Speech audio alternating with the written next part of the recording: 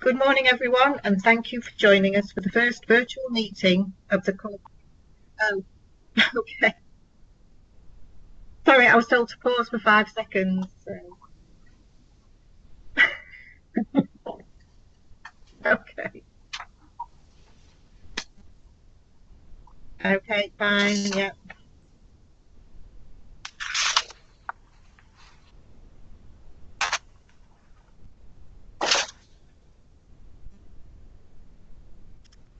Good morning, everyone, and thank you for joining us for the first virtual meeting of the Corporate Parenting Committee, which is being held in line with the requirements of the Coronavirus Act 2020. This is the first time the committee has met in a virtual environment, and I'm delighted that we are now able to meet and undertake the business of the committee, not only on behalf of our residents, but importantly on behalf of our young people. Before we move to the formal business, for the benefit of those joining us online, I would firstly like to introduce myself and the committee alongside the key officers who are supporting us here today. I am Councillor Lorna Malkin, Chair of the Corporate Parenting Committee.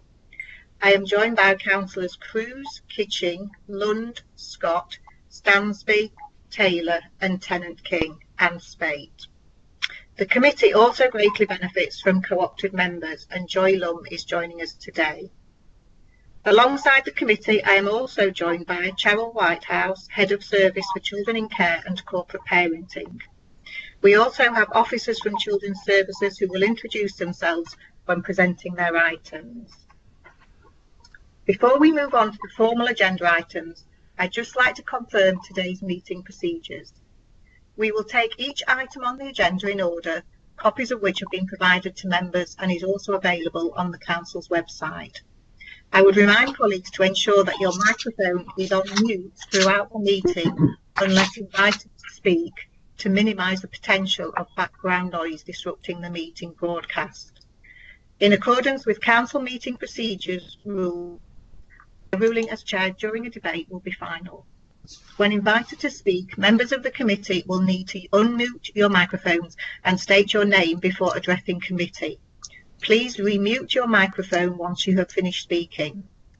I will invite any colleagues wishing to comment on the reports or ask questions to do so at the appropriate points in the meeting.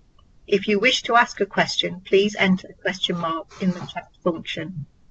At the end of the debate on each item, I will seek confirmation from the meeting that it agrees to the proposed recommendations. If everyone is happy, then I shall proceed with our formal business. Okay, so item 1, acceptance of apologies for absence. So we've had apologies from Councillor Binns and Kate Pearson from Bernardo's. Because of Kate's absence, we will be deferring item number 13 on the agenda to the November meeting. Item 2, to approve as a correct record the minutes of the Corporate Parenting Committee meeting held on the 19th of February 2020. There are some items which we will be following up on in future meetings, but can anybody let me know if you don't approve those minutes? I'll take a silence as approval. Okay, thank you. Item number 3, Chair's announcements. Firstly, I'd like to welcome a new member of the committee, Councillor Tennant King, and also Sarah Booth, who is joining us from the CCG. I hope you'll both enjoy getting involved in the work of the committee.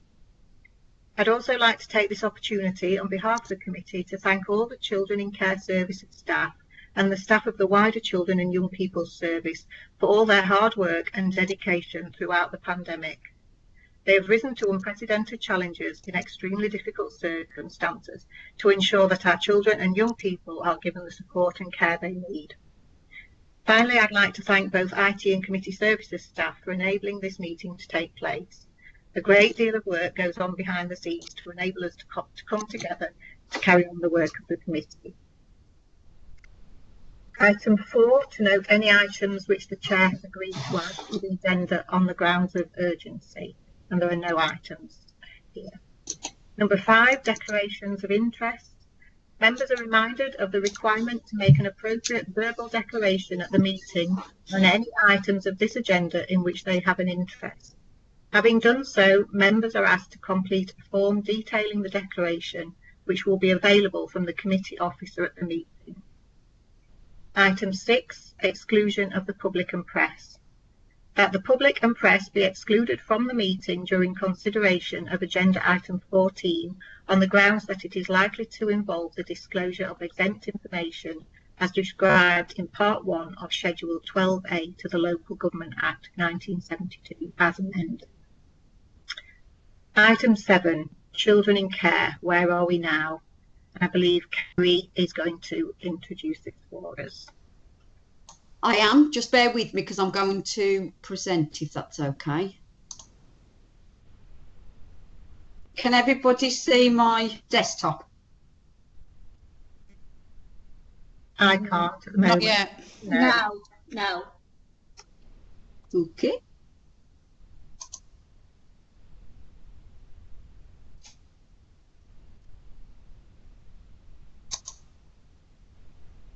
It should be on there. Yep. Have you got it? Yes. Lovely. Okay. Just to introduce myself, I'm Kerry Seaston. I'm the new service manager for the Children in Care Service. Started in July.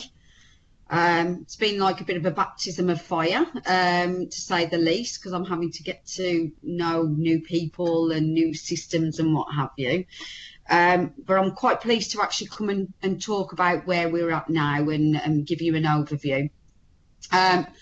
So first of all, just to say that if we look at staffing, I think in comparison to where we were 12, 18 months ago, we are nearly up to a full complement of staff. I believe we've got potentially 1 or 2 vacancies maximum.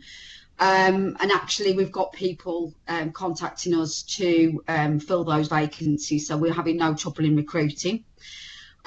We've got 3 new and very experienced team managers. They've come in and just picked it up and run with it. We also have 2 existing team managers. It's a new management team. They're all very strong managers, very different, but they work very well together. We've got a lot of experienced staff, some with more than 10 years experience. So we're actually having a lot of staff with new skills and abilities and able to pick up and not have to learn different systems because they know it already. And we've just recruited 3 family support workers, and they're going to be concentrating on life story work, doing direct pieces of work with children, working alongside social workers. Unfortunately, they are going to be doing quite a large amount of contact when that resumes to normal, but their position's going to be varied. So that's where we are in terms of staffing. Just said, in terms of recruitment, we've just recruited 2 experienced workers. They are starting in November and December.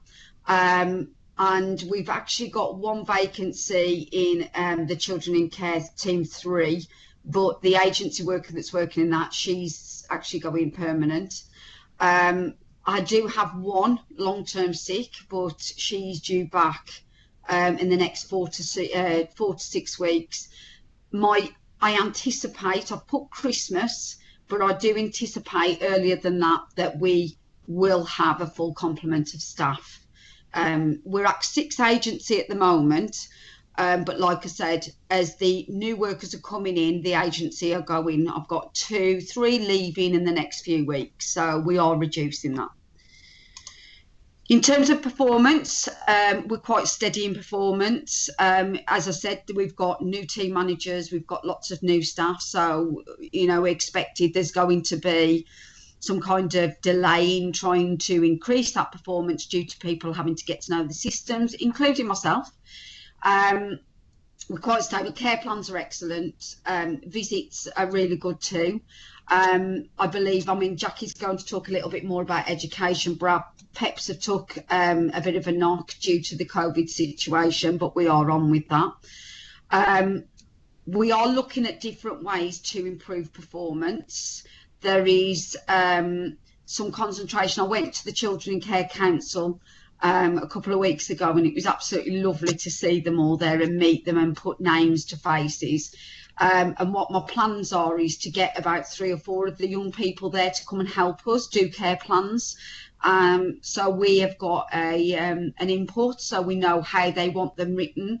And also it's about educating our social workers and just getting them to think outside the box. So that's something that we will be doing. Team managers are all over everything. There's better oversight. We're making sure that there's better oversight on the actual care director.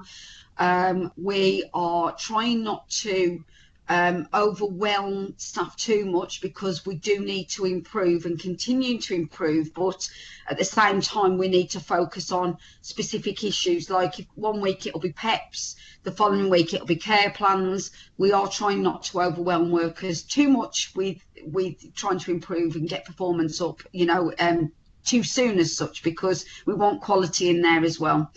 And we are looking to do different focus and task groups, just to make sure, and also about making sure that the staff have got regular supervision as well. So we're actually having good personal supervision. We're trying to get the supervision a bit more reflective, so they're reflecting more on the practice. So these are things that we're all implementing at the moment. For me, one of the biggest downfalls when I first come in, what I noticed is we had no relationships. There was very little relationship building with education, with health, with other departments, even our fostering department. So we're working on that. Jackie and I did an education clinic with workers last week, and that went really well. So we're going to hopefully introduce that on a regular basis. We are now focusing on the transfer process, so making sure that things are transferring out of children in care smoothly, and also that they're focused, that things that are coming in are smooth as well. So we're making sure now we do not accept anything that hasn't had a joint supervision, because wherever you can get things on the system, you lose a lot of information by not having direct discussions. So that looks like now that team managers will meet alongside social workers, and there will be an agreement of what tasks are done by who, when the transfer point is, what is going to be the timescale for completing outstanding work. So we are becoming more joined up. I've met with Emma Pye on several occasions, and also we have a lot to do with the emotional wellbeing team. So I think it's fair to say that relationships are improving across the board. I mean, I've had some conversations as well with Craig Liversidge, who's in safeguarding, or for the IROs, and we've got planned training to do. So it is on the move. So relationships, I would say, have improved really positively. The focus is implementing process and protocol, and we feel that we need to be explicit. And so to do this, we need to make sure that people are doing things right, and they've had it from us and they can see visually what they need to do. So we're doing briefing sessions. These are not full training sessions. They are simply for the social workers and us to spend an hour with each other and go through different processes, so they know what they're doing. So we've got planned at the moment is to do SDQs. We've just arranged a training session for SDQs. We're also doing life story work, and about what that looks like, and not that it needs to be a book. So we're going to come up with new ideas and to make sure staff know what constitutes life story work. We're also doing unregulated and unregistered provisions. Myself and commissioning have come together to do a presentation to workers, so they know exactly what they need to complete and what counteracts as unregulated and unregistered.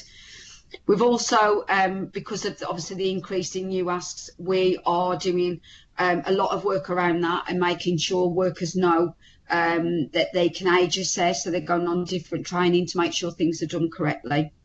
And as I mentioned, we've got some joined up training between the children in care team and also the IROs, and that is going to focus on us working together first, but then we're going to look at quality and what needs to be embedded.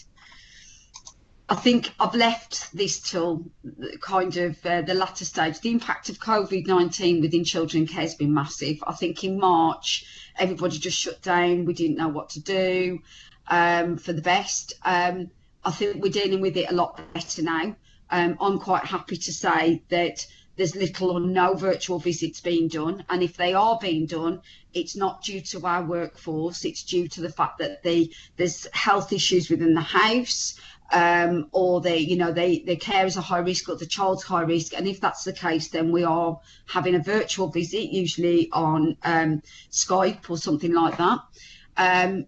If the foster carers or residential homes feel unnerved about people coming into their homes to the children, we're actually being creative. We'll go for a walk with the children. We'll see them in the gardens.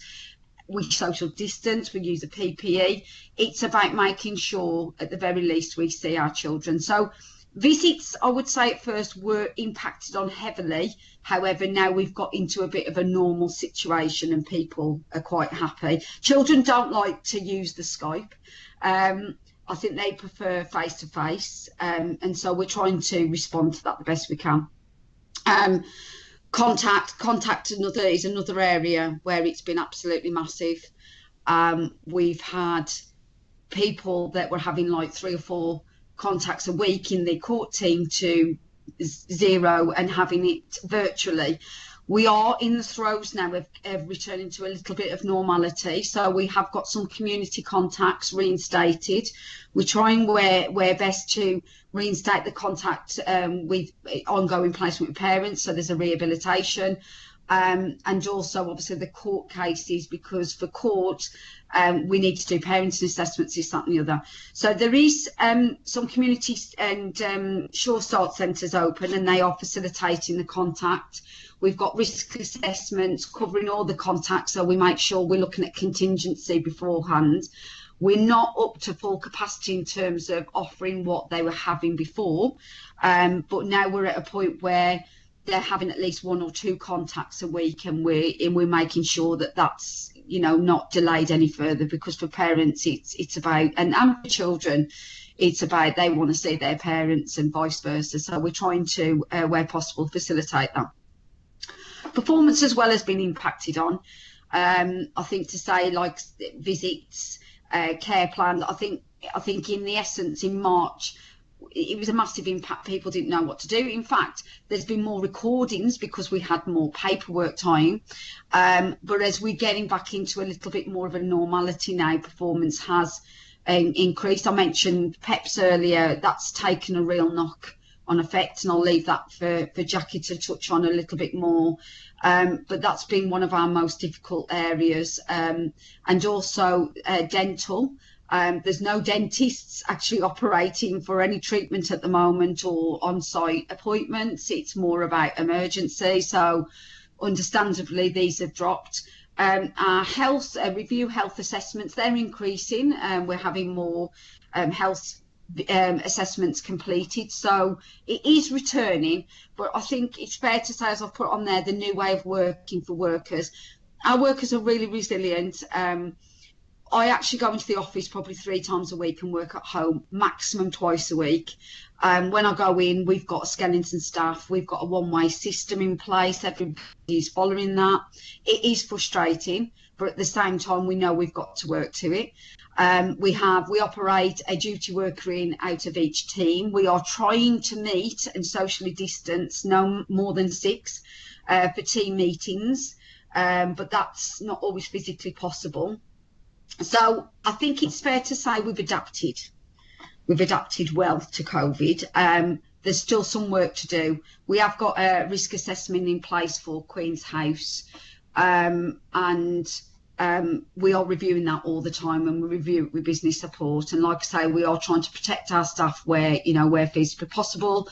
We've got sanitisers, we've got wipes, we've got cleaners coming in, so we are there to protect staff so they can go out. But I'm sure, understandably, you get this. We've got a lot of colds and coughs coming out lately, and everybody's having to self-isolate due to that and having COVID tests. So that's having an impact on, you know, people's performance as well. So it is returning to normal, but I can see it dropping due to the cold weather, and I think we're going to have to work with what we've got.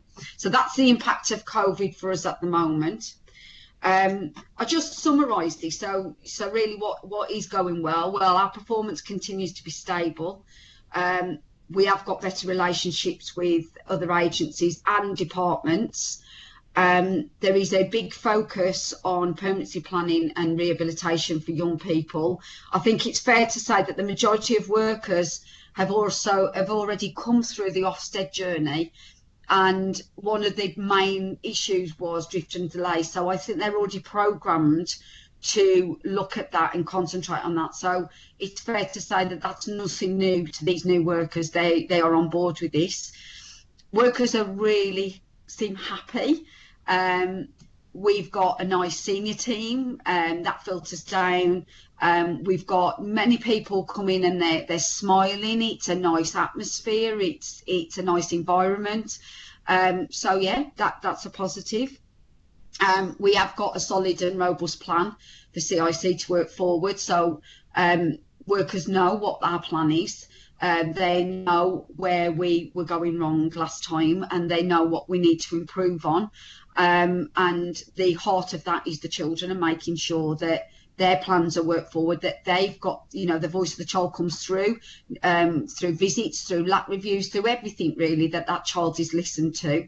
The difficulty at the moment is embedding procedures and processes. I think it's fair to say existing workers worked in a different realm, and it's now trying to make sure that we're all working together and going in the same direction. And we are preparing for Ofsted.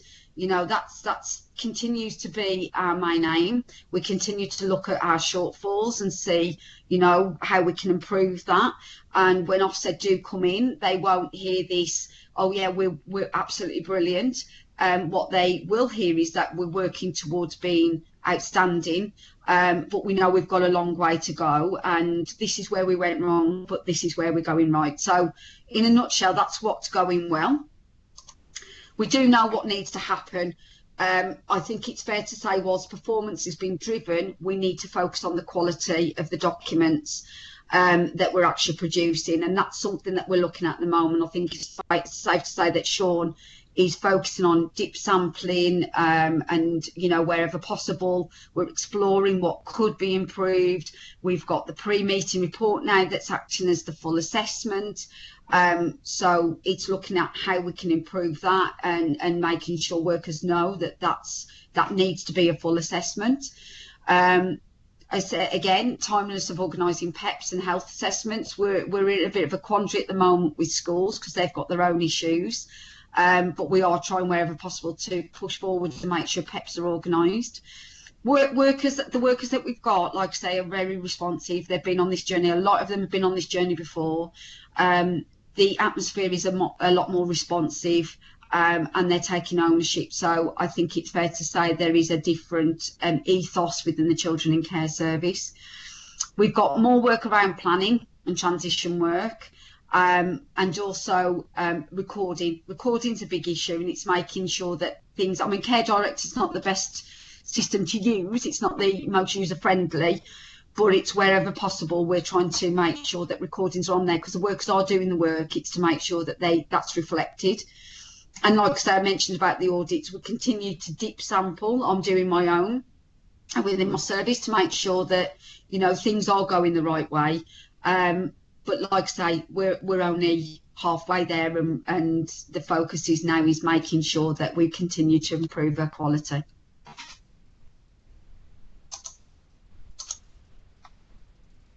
Thank you, Kerry, for that overview.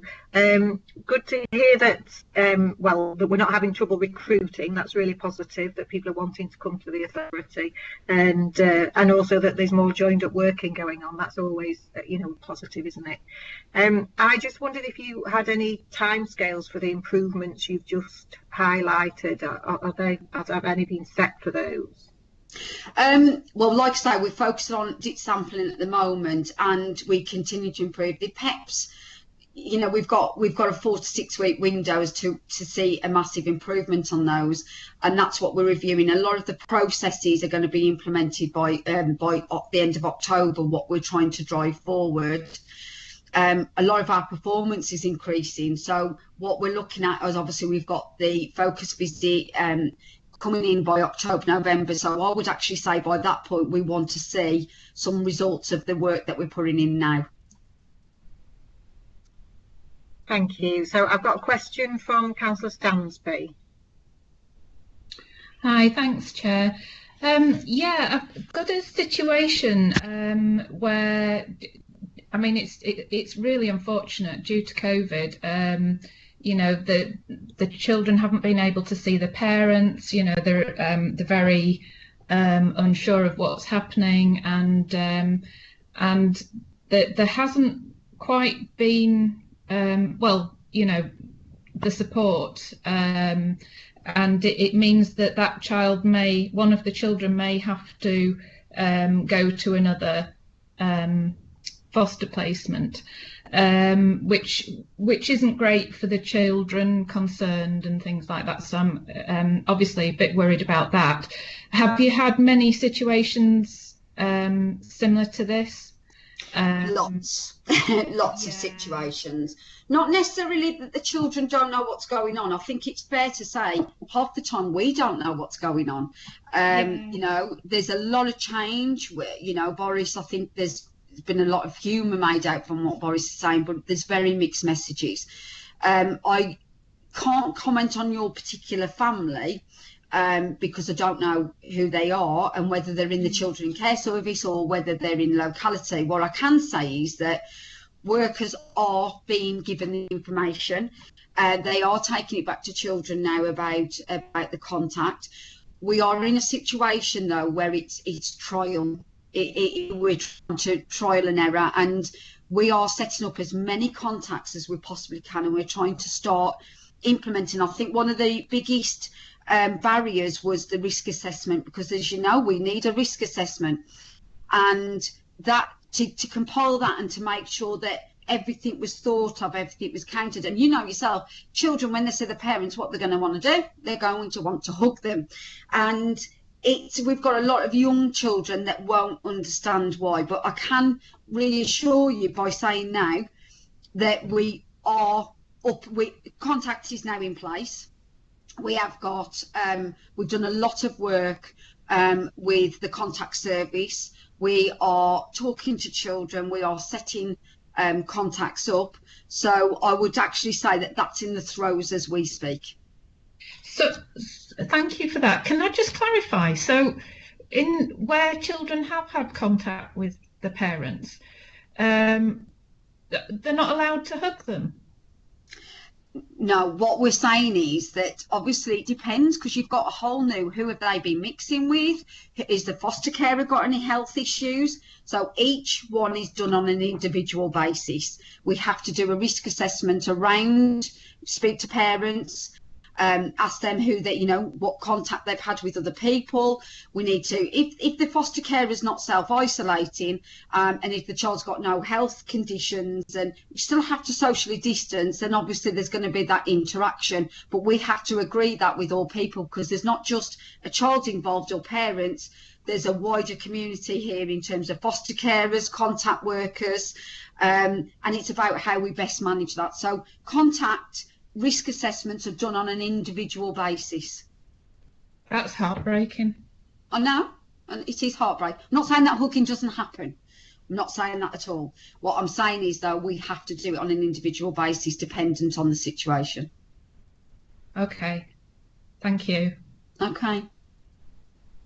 Thanks, Nick. We've got Rosalind next, but Kerry, Greg has put a message up to say, can you stop sharing your screen when you finish presenting? Oh, sorry. Yes. So, would you like to ask your question? Oh, hi, yes. I understand there's a big backlog at the courts. Is that impacting on the work that you do? Absolutely.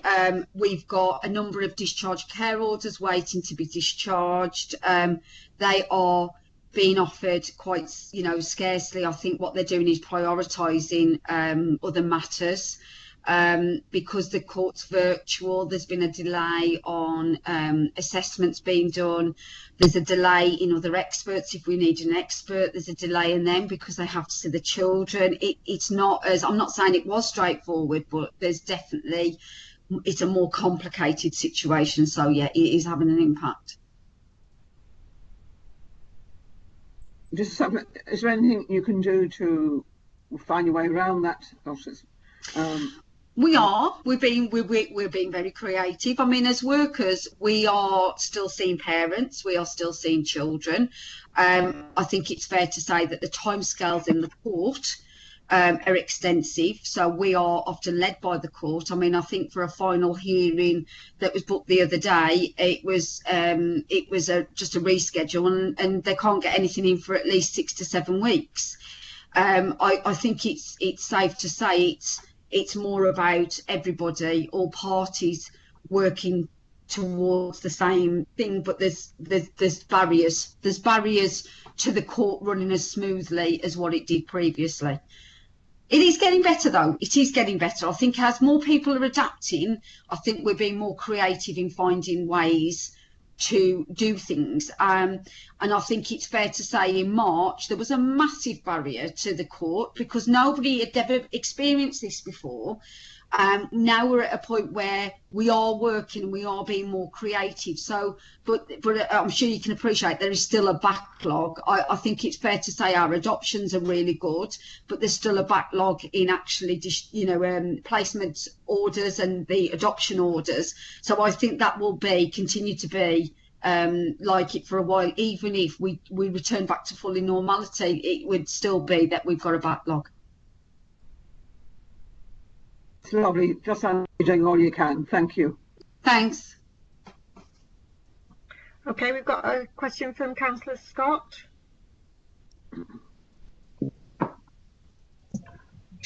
Morning. Well, you've talked about working in partnerships with education, health and IROs.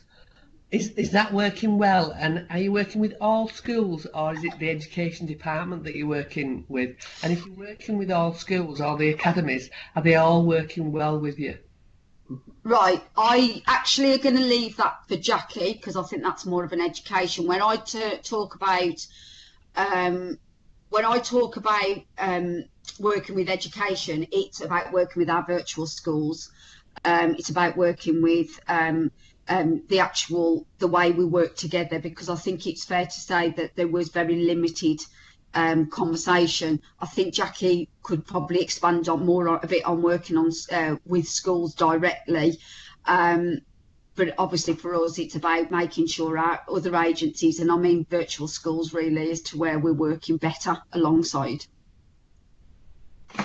Thank you. What about health and the IROs? IROs, like I say, IROs there's a difference in terms of working, and we're trying to get a bit more of a joined up working. You've got two separate departments, and we need to be working in the same way. And I think it's fair to say that we haven't had that joined up working before. So I'm in contact with Craig a lot and Paula. I do speak to the IROs. My team managers are speaking to the IROs. There's a lot more cohesion. However, there needs to be more about how we work and how we move forward, because things can be a little bit difficult at times. But I think it's fair to say over the last couple of months, relationships have got better. We've got some joined up practice, joined up training sessions, so we're going to see how they go, and we're going to have that on a regular basis. So that's with the IROs. Health, like I said, I've met with Emma on several occasions. Emma and Michaela Raj from the emotional wellbeing team are going to deliver a training about SDQs. I believe Cheryl and Emma and myself have been reforming the initial health and review health assessments, how they're doing. So I think it's fair to say I can comment in the last couple of months I've had a lot more dealings with health and education. Thank you. I hope it continues to work well. Thank you. Thank you, Kay. Just to qualify, Jackie Roper will cover the education side in her agenda item later on. Lovely. And we've got a comment from Councillor Nick Stansby. Thank you. Yeah, it's sort of comment stroke question regarding the when you said PEP, were you referring to EHCP? No, sorry, personal education plan. I'm really sorry, I shouldn't do that. Now, the personal education plans, which are done termly for children and is attended by children and schools and the parents, and the foster carers. Right, so there'll be quite a backlog of those, won't there? Because yeah. And that's all I can say. I think it's fair to say as well that schools at the moment are having their own difficulties. And one of their priorities is not PEPs. One of their priorities is making sure their school is run like us, in a different way, but something that's working together. So we are trying to work with schools. I know Jackie's on it because we've spoken about it. And where possible, obviously, they looked after children. We need to know where they're at educationally. Okay. All right. Thank you. I've just seen Jackie's comments. So. Yes, I've just seen it. Right. Thank you. Okay, thanks. We have a comment from Joy Lum.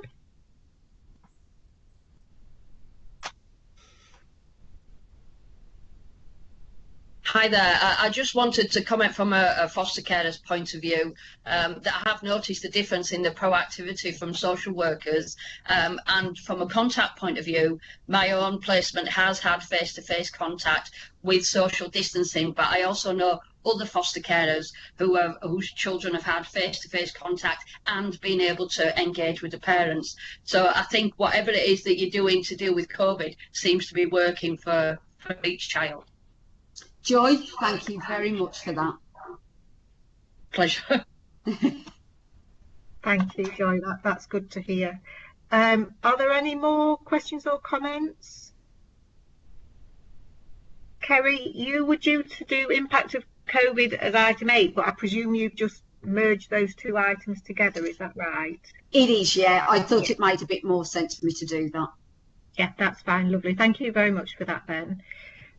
We've moved item 10 to next on the agenda, placement stability update, just because of the officer's time. So if we can take item 10 now, the placement stability update, please. Thank you, Councillor Malkin. My name's Sean Siegel. I'm Head of Service of Safeguarding Quality and Learning and also the Principal Social Worker, so it's lovely to meet all of you. I'm just going to try and present this, so just tell me when you can see it. Can you all hear me? I can. Yeah, can hear you. Great.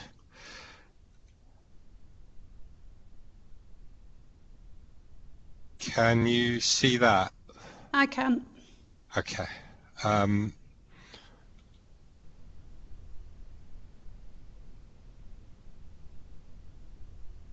just trying to, there you go.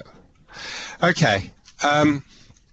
So what I wanted to do was come and speak to you about placement stability and disruption, because we did I did a dip sample on this, and this is one of our priorities, as Kerry has already highlighted. So I wanted just to come and talk to you about this because it's a good news story. It's a journey that we've been through, but it is a good news story.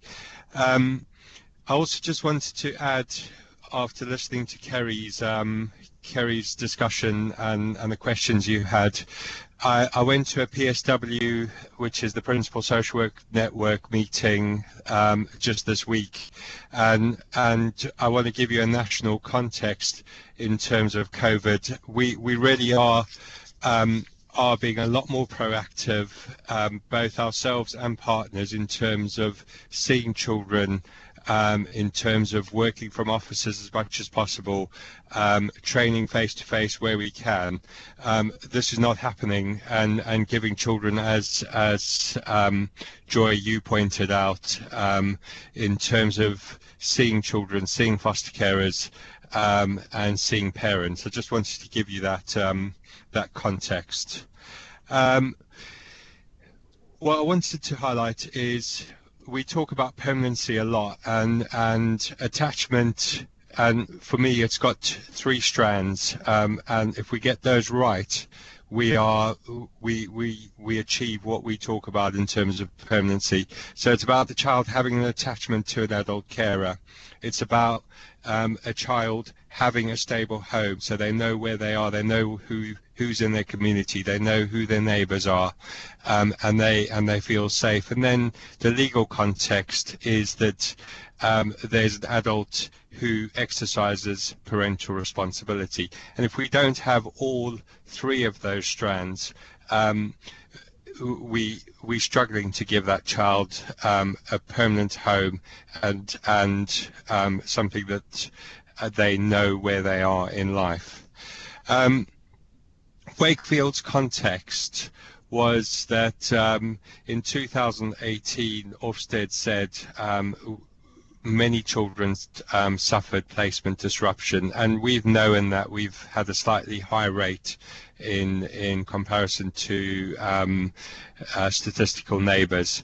So it's been a priority area of ours to look at and address, and that's what we've done. So in 2019 in May we put in a placement disruption process, which is that if there's any unplanned placement disruptions, an IRO will chair that disruption meeting, and also that team managers chair stability meetings before that. So I completed a DIP sample to understand how effective that process was in practice, and what actually are we making a difference with this. So just to explain what we did, what I did was I took 15 disruption meetings and sampled those, 5 stability meetings and sampled those, and I also considered, and this sample looked at meetings between January and June 2020. We wanted to know, as I've said, we really wanted to know what the stability meetings, were they taking place, how effective were they, and what interventions were we putting in place to avoid at the stability meetings to make sure we don't get to the point of having a disruption, and what was the quality and impact of that. And also, are we using the team around the child meetings consistently? So we found that in disruption, 3 out of the 15 children were 16 years and older, 2 were aged below 5, and the majority of children were between the ages of 10 and 15. I was actually a bit surprised by that. I thought we would be seeing more in terms of adolescents 16 and over, so that was really useful to understand. In terms of stability, 3 children were aged 5 to 7, 3 children were aged 12 to 13. Sorry, it should be 2 children. Sorry about that. And all 5 children did not require disruption meeting. What was really positive was that in all the disruption meetings and all the stability meetings, I looked at what happened afterwards, and in all those cases there were no further disruptions. So we put the effort and intervention into that, and that appears to have made a significant difference. There's always going to be areas of improvement, and this was very much in terms of the recording, where sometimes too descriptive with not enough analysis, and there was a lack of focus around the plan and the intervention, and learning what do we actually learn from this for future practice, and that was sometimes unclear. Where things really worked well, there was a context, there was strengths. So the meeting looked at the context, they looked at the strengths of the placement, they looked at interventions tried, what what actually triggered behaviours, what triggered disruption, and what were the long-term placement needs. What are we doing now to make a difference? And were the team around the child meetings were taking place, and they were making a significant impact for both the child and the foster carer. And I've covered this in some respects, that there were no further disruptions. Stability and disruption meetings are focused on harm, trauma responses, and triggers. And when we focused on that, we really found that that the impact of those meetings were very effective, and it needed to focus on practical support. Where there was a team around the child, I can't say this enough, where there was a team around the child meeting, that increased placement stability. And this is where I think we can see that we really are making a difference. And the latest figures on placement stability is that it's the lowest in August that it's been. So that's 8.35%. And also we high up in terms of child in care being in the same placement for over 2 years. That's 64.35. So for me, that's where we are. We're not resting there. We're not staying there. I've done some training, some brief training, face to face with team managers and some social workers, and really looking at what is that practical support. I'm going to stop presenting there. So what is that practical support? And that's been very helpful. And we're going to roll that out with the educational welfare behaviour team joining me, and also Lindsay is going to join me to look at how we actually make sure that when we're doing this training, are we looking at what makes the difference? So who's going to go in to support the foster carer? Who's going to take the child out? Those practical, clear planning that we need in place, and not just saying we need to go. The child needs to go to CAMS. Who's going to take? What are we going to do? It needs to be very clear planning. Is there any questions? Thank you for that, Sean. I've got a couple to start off with. Just in terms of, you talk about the stability meetings and the disruption meetings.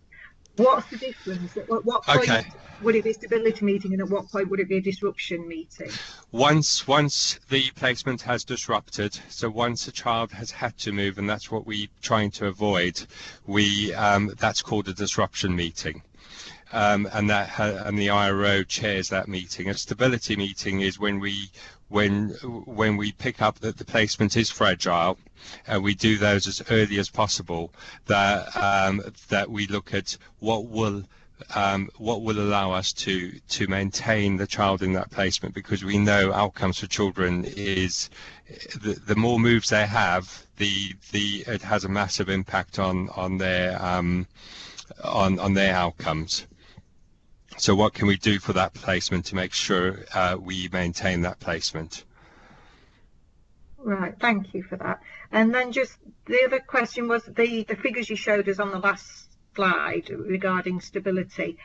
Do you know how we compare with other authorities? I thought you were going to ask me that, and this morning, and I haven't managed to get the figure. But what I can do is email that over to you. That would be great. Thank you. Yeah.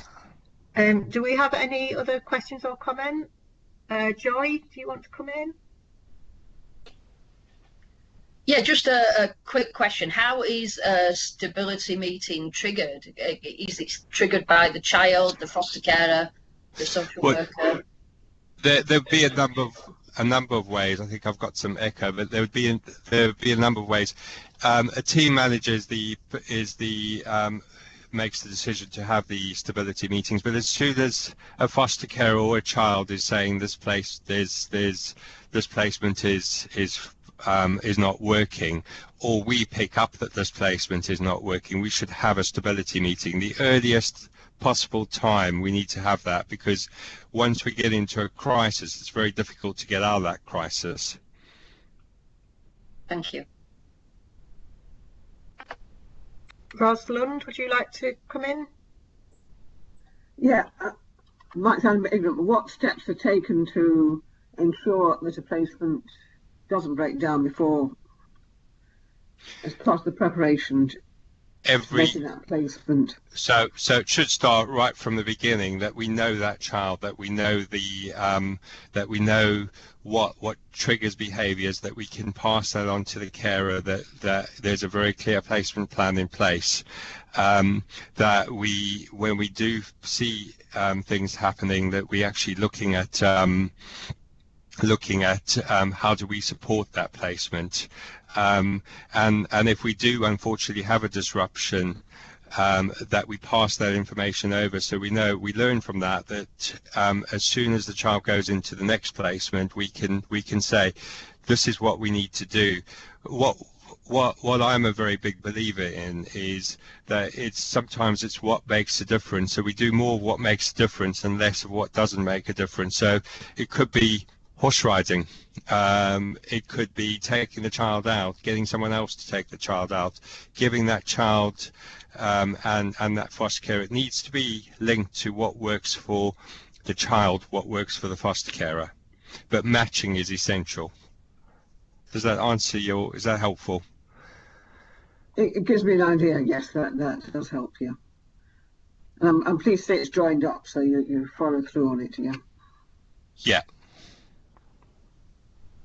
Okay, thank you. And Kath Scott with a question.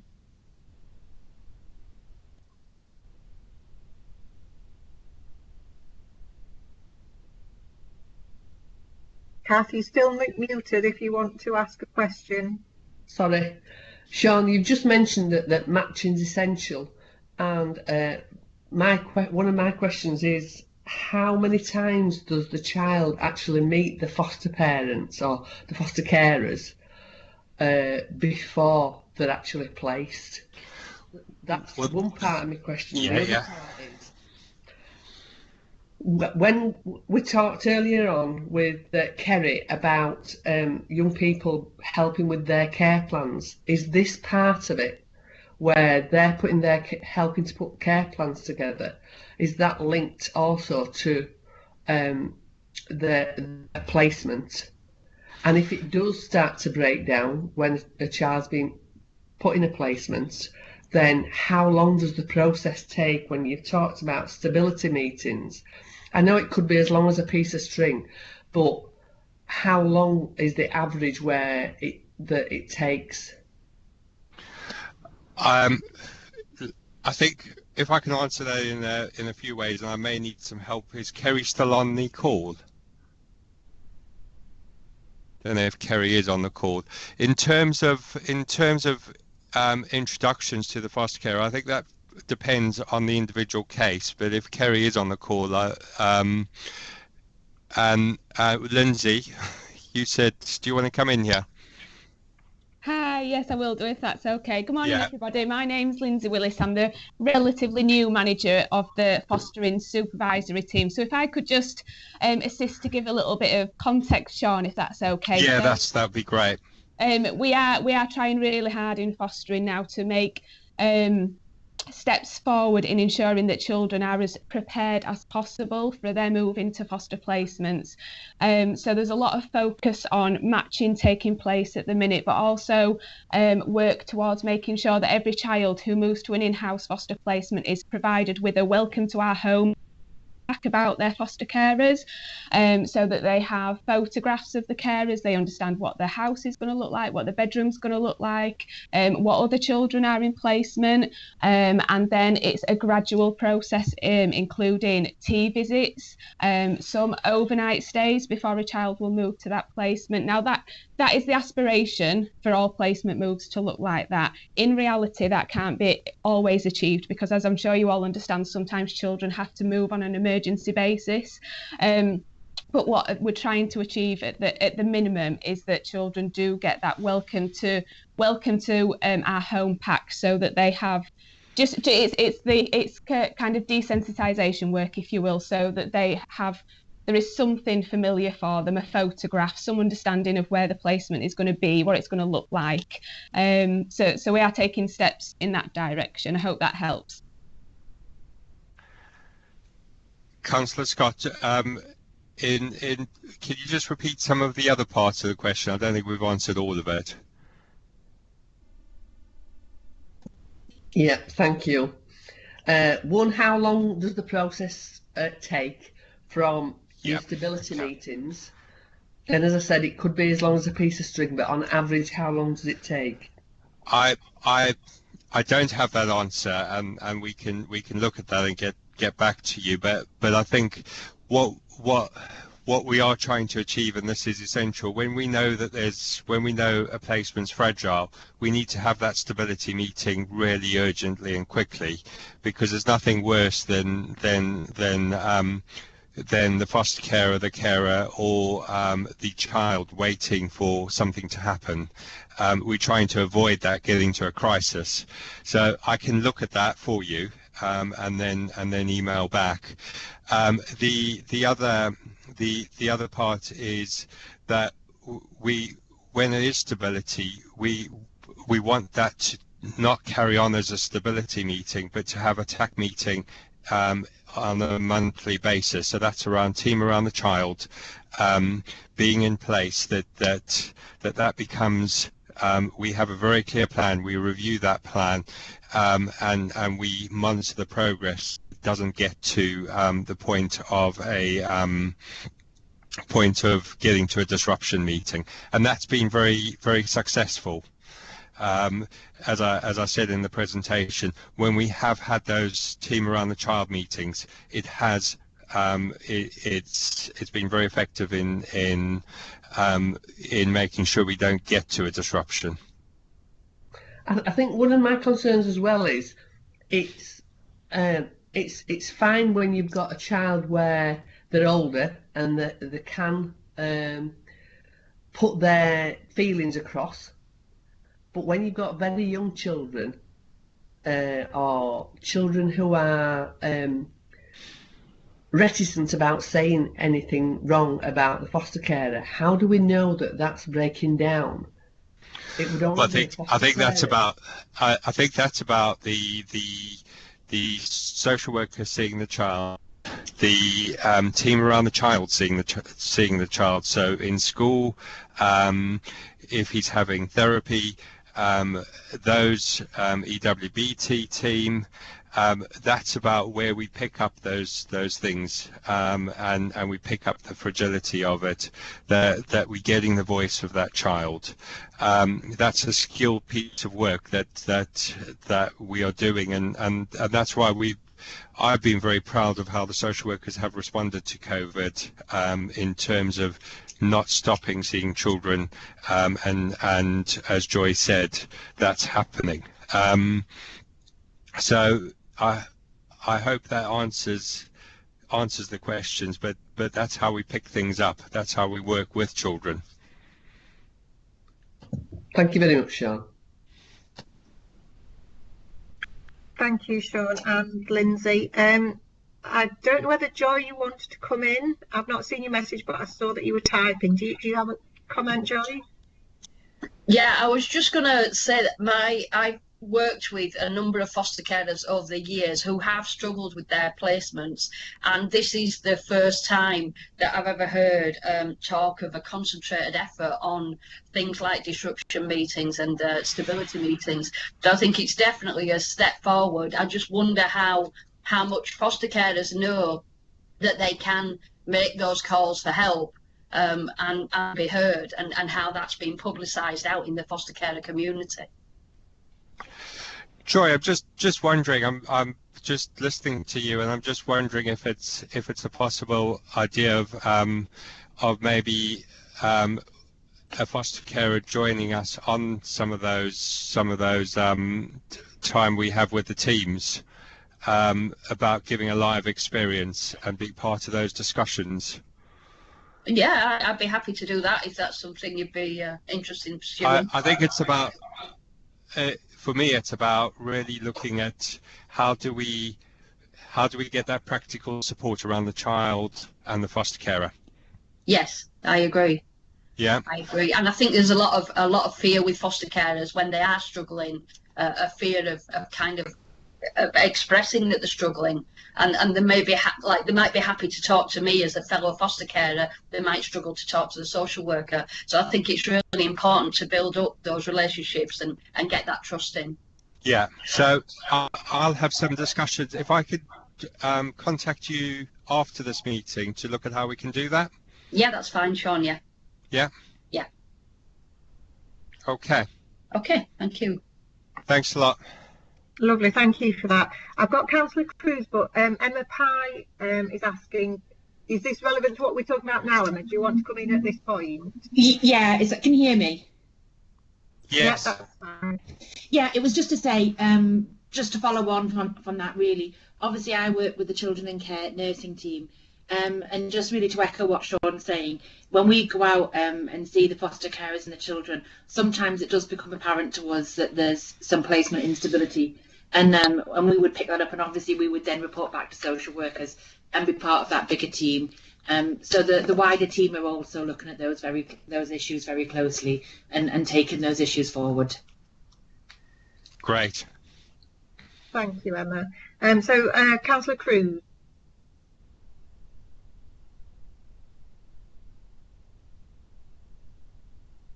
Hello there. Sorry, I went off there for a second. That's okay. Yeah, it's just a quick one. We mentioned earlier on that you were surprised that the 16 plus age group it didn't seem to be giving as many problems as what we thought, and then the 10 to 15-year-olds were. Could that be because the older children have a better understanding with the situation with COVID and what's going on? And the question is really, do we have specific systems in place and ways that we can help the younger understand what's going on, or is it left to each individual foster carer or home to try and to help them understand? Well, I think it's very individual. I mean, this was a very small sample. 15 children is not a lot, and I think that's what we're trying to avoid, that children become isolated in a placement. We're trying to make sure that team's around the child.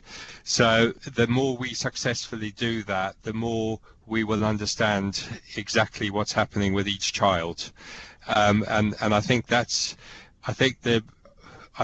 fact that we are having so many less disruptions, and if you look at that we're at the lowest 8.35 for 3 placements, 3+ placements, I think we're starting to get that right. Yeah, it's good. It's good news. Yeah.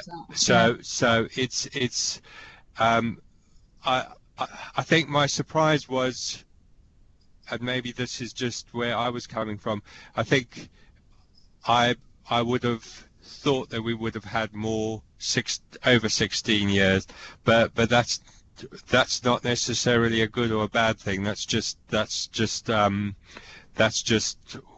when I went into it before, I thought I had an hypothesis which wasn't correct. Does that make sense? It does, yeah. But it's good. It's sort of, I'm listening to the way everybody's working, and I'm really impressed with all the systems and the work that's going in and working with each other to try and get around this situation. It's very difficult for everybody. I think everybody's doing a very good job. I would echo that. I'm really proud of how we've managed and got through this and getting through this. Okay, well that's it. Keep that. Thank you. Thank you, Jill. Charles, it said that you were typing a message, but nothing's come up. Do you want to say anything? No, I was going to, but then Sean answered it, so. Okay, thank you. All right, lovely. So if that's everything for that item, thank you very much to Sean for that. Thank you. Thank you. Thank you very much, Sean, and to Lindsay as well. Thank So you. we'll move on to permanence update, which I believe is Cheryl to present that. It is. Thank you very much, Councillor.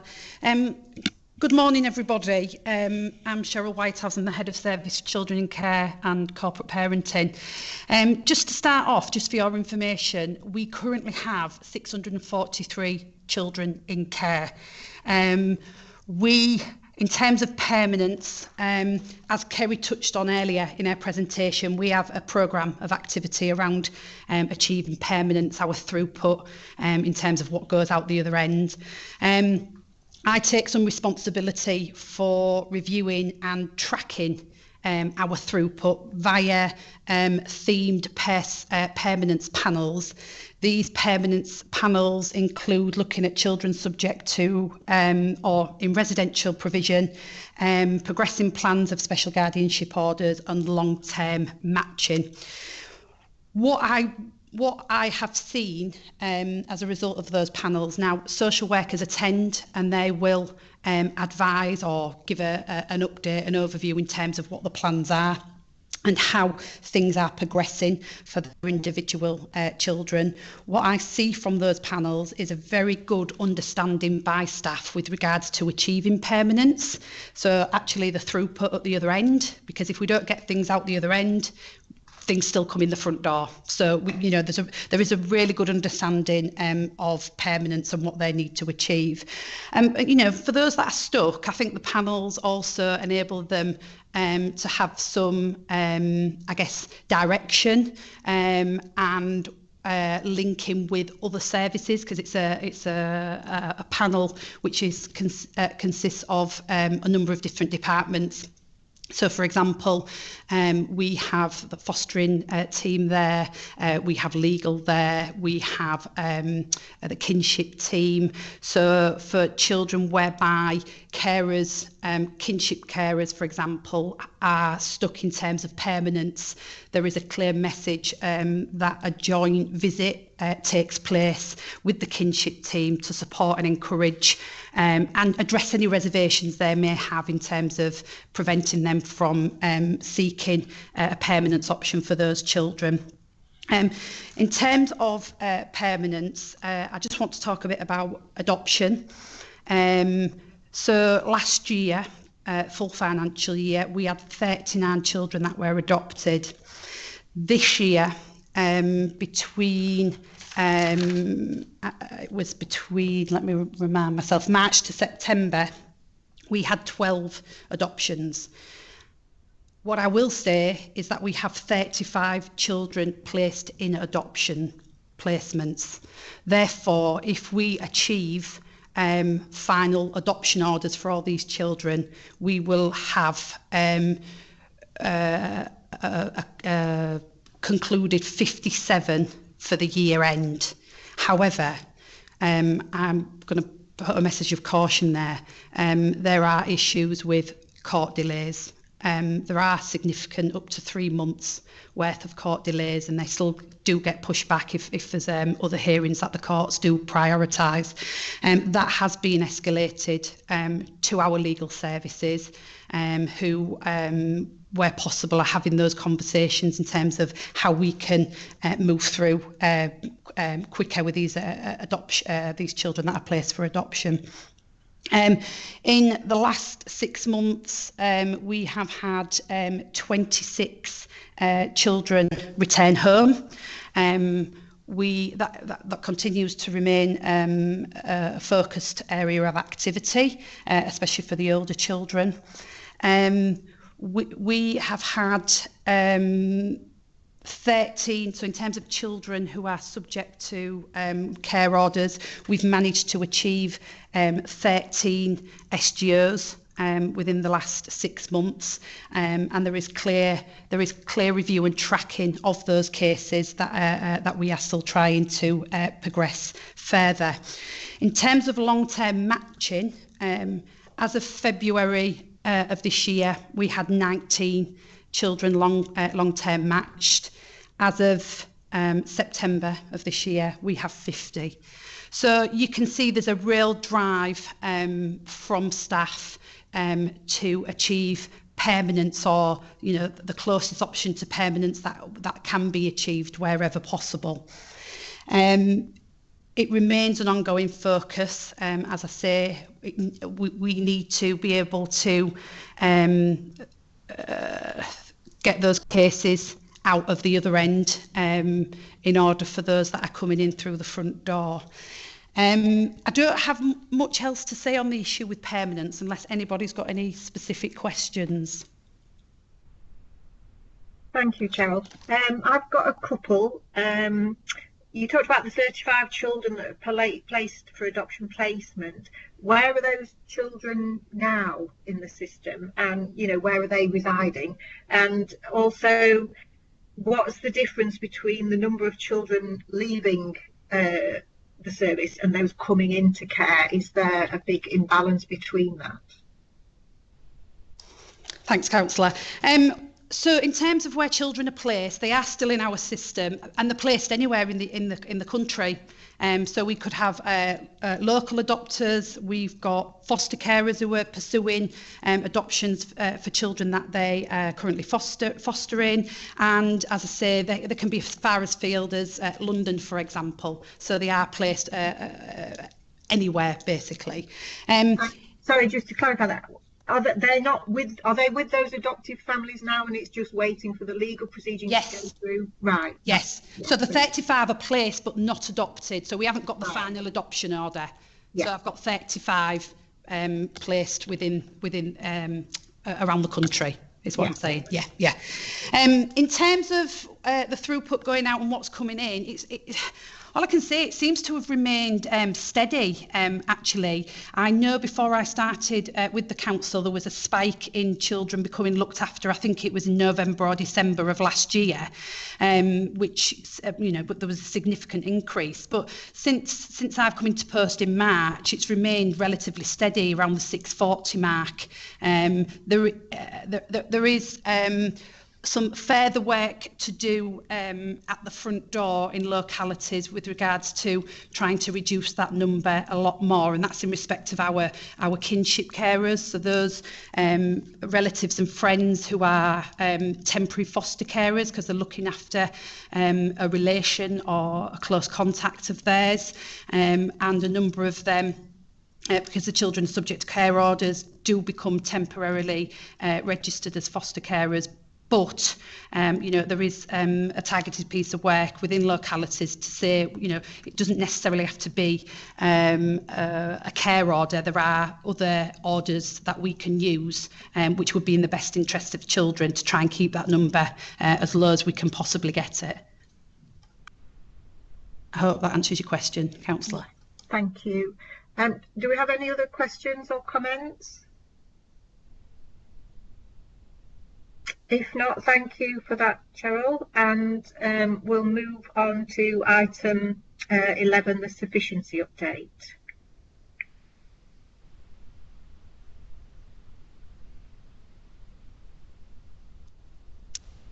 Lindsay? Hi, I'm Jo from fostering team. I'm just you have to bear with me. I'm on my phone, so I'm not very good. I've never done Skype on phone before. Lindsay and I have been asked to speak about the annual report from fostering, which we were told were item 11, placement sufficiency. Is that right?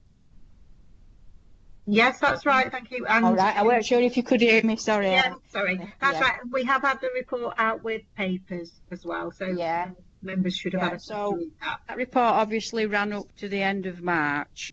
So just as COVID lockdown started to begin, and obviously we had a similar response to that as Children in Care did, in that we contacted as foster carers and did risk assessments in terms of being able to visit, and we've had to do virtual visits and WhatsApp visits initially, but we're very much back up and running now, face-to-face visits, still doing risk assessments before we visit, and working alongside Children in Care sometimes to help them with their visits if they've got somebody self-isolating, we've stepped in for them, and vice versa. If we've had a member of staff that's had to self-isolate or a carer self-isolating, we've done doorstep visits. So as response, I feel we're very swift, and I think we did a real trial of all as foster carers to ensure that they knew we were there. We wanted them to know if they were worried, if they had questions about contacts or the children, to just ring in, because we're operated as duty system as normal. And carers did do that, and they were really good in their responses and really accommodating about their anxieties and being honest about the questions they had in terms of did they need to self-isolate, because we have quite a number of our foster carers of the mature years, so some of them were in the vulnerable category. So we worked with them to reassure them that actually their health was priority, as well as the young people in the care, and trying to balance how we manage that for them to go to school as key workers or not go to school because they were self-isolating, and get school to support them with that. And then obviously as progress last year were really good, because it was the first year that we actually managed to recruit and get a net balance in foster numbers in fostering households. We actually achieved, I think, a net balance of, I think it was 9, but all equally the ones that had left our service had left for positive reasons, in that, as Cheryl had just mentioned, we've had some foster carers either adopt or take special guardianship and offer permanence to children. So of the households that actually left our registration, it was because they'd offered permanence to children. And that's an ongoing picture that we're seeing, in that we're managing to keep recruiting, we're managing to keep his recruitment activity mainly online, because obviously due to lockdown we're not able to go out into the community like we were doing. But we are having a very heavy online presence. We've been doing Facebook Live, which we did a Q&A session, so anybody that had any questions about fostering could come in and answer that, and Liam did that. He did really well with that, and he's got one planned later this month, and that's about teenagers and myth busting, because we did some virtual training this year, and the teenagers that presented that we're talking about the lack of the worry that they have because of their age, that they won't get a placement in foster care because nobody wants to look after teenagers, which prompted us to do some work with Children in Care Council and get some statistics together. And we're going to do a live event on Facebook just talking about teenagers in foster care and some of the realities and worries that they have, which they shouldn't have. But they do have, about being able to find a place to live, and because they've turned 13, worrying that they won't actually go to fostering, they might have to go to a residential unit.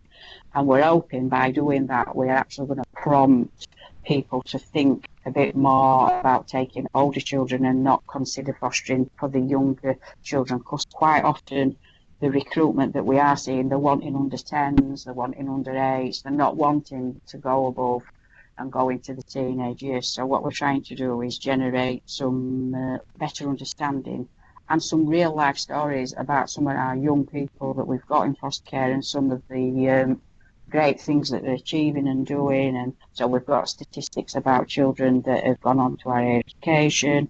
We're actually going to try and dispel the myth that children and teenagers in foster care are of a criminal, on edge of criminality, because that's not true, and the statistics show that. So we've worked with the young offenders team so we can present that and dispel that, because that's one of the biggest things that really upsets our young people, that they feel that the public perception is that they're all tearaways and they're all on the edge of criminality. So we've got that planned for this year, this month after, and I think Liam's going to try and get that out. We're just waiting on some good graphics to put on there. We are hoping as well that we will get into the community this month, because we believe we're going to be allowed to go to Junction 32. We're just getting those risk assessments in there, and hopefully we will actually have a face-to-face recruitment event, which hopefully will generate a bit more. But in terms of inquiries, we've actually seen a little drop, and we expected that because of COVID, but it's not that great. It's this year, I've just done quarterly 2 inquiry figures, and overall from April to the end of September, we're down by 14 in comparison to last year. So that's on average around about 4 for a month. So I don't think that's bad, because a lot of people are feeling unsure about venturing into fostering because they're not sure where they're standing at the moment with their own employment because of furlough and other things. And we're trying to capture those people as well. So the people that are coming from professional backgrounds, such as a caring environment, that where, you know, some of community care services that private ones are not actually operating. So we're hoping that we can pull those in and generate some interest for some of our bespoke children. We've got some children that are in residential that we would like to bring back.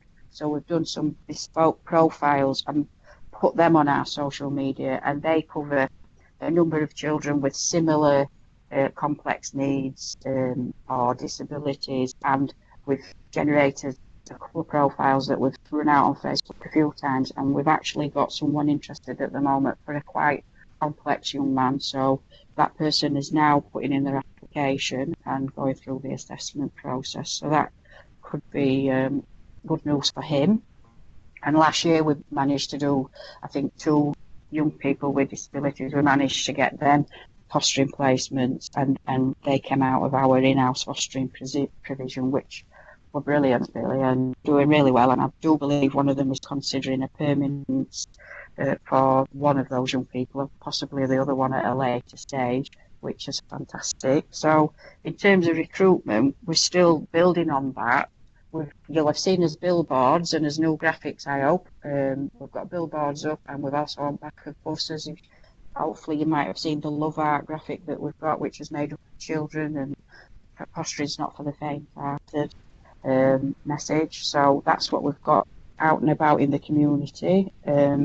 We've also increased the staffing since March. We've got a couple of new social workers in the team. We've got 2 just starting in recruitment and assessment, which should add to our ability to get our assessments through the process quicker and through to approval. So we've got more approvals and new carers on the board. We've got a full kinship complement now, so they're working with kinship families and supporting them either as temporary foster carers or being in the court process and being approved to become the foster carers until the permanent option is decided for the young person. And as Cheryl previously said, we're working through panel in going out and trying to relay some of the anxieties about taking up guardianship and permanence, and we're trying to increase and work and improve our special guardianship offer, and we're also supporting existing special guardians in our kinship team. And then Lindsay's got the exciting new Mockingbird model underway, and she's got Krista, who's just come in to as the AP for that, and we're trying to recruit to a supervising social worker, and we've also recruited to a hub. But I'm not going to steal Lindsay's thunder. I'm going to let her come in and just tell that, talk about that one. Thank you.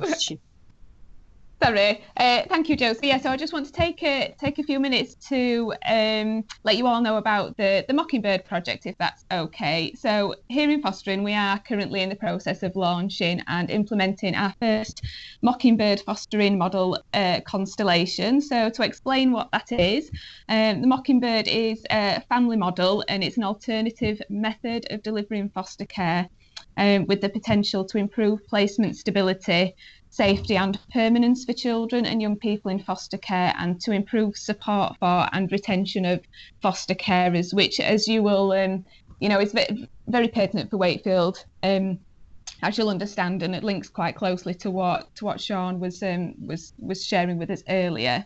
So the model mimics that of an extended family model, and it incorporates a key hub home foster carer.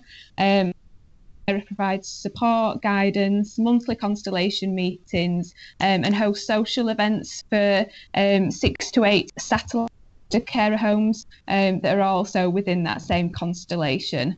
The hub home carer provides sleepovers at their home for the children within the constellation on both an emergency and a planned basis when they are needed. And the carers within the constellation work closely together to form a support network around the children within the placements, thereby reducing the risk of placement breakdown. It really is quite similar to what I imagine, if you imagine a family network which would normally be filled with grandparents and auntie and uncle type roles, it really does mimic that very well. So I'm really pleased to say that after some careful promotion that we have now appointed our first hub home carer, and we have 3 potential satellite carers identified, and as such we're on track to launch our first constellation in January next year. In terms of next steps, as Joe was describing then, we're really concentrating on promotion and recruitment, trying to identify carers coming through, trying to attract people with experience of fostering, teaching, childminding, other roles where they've worked with children in a caring capacity. In addition, any new foster carers that are progressing through the training, assessment and approval journey are being cited on the model, and it's been promoted with them, and they've been asked if they're interested in that and if they would like to be part of it.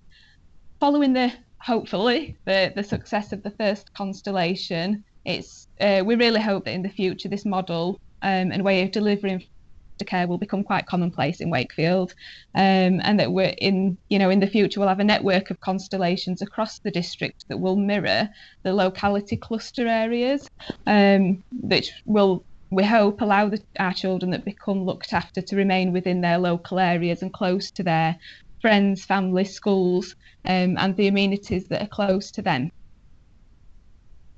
So it's a good news story, I think. Anybody's got any questions?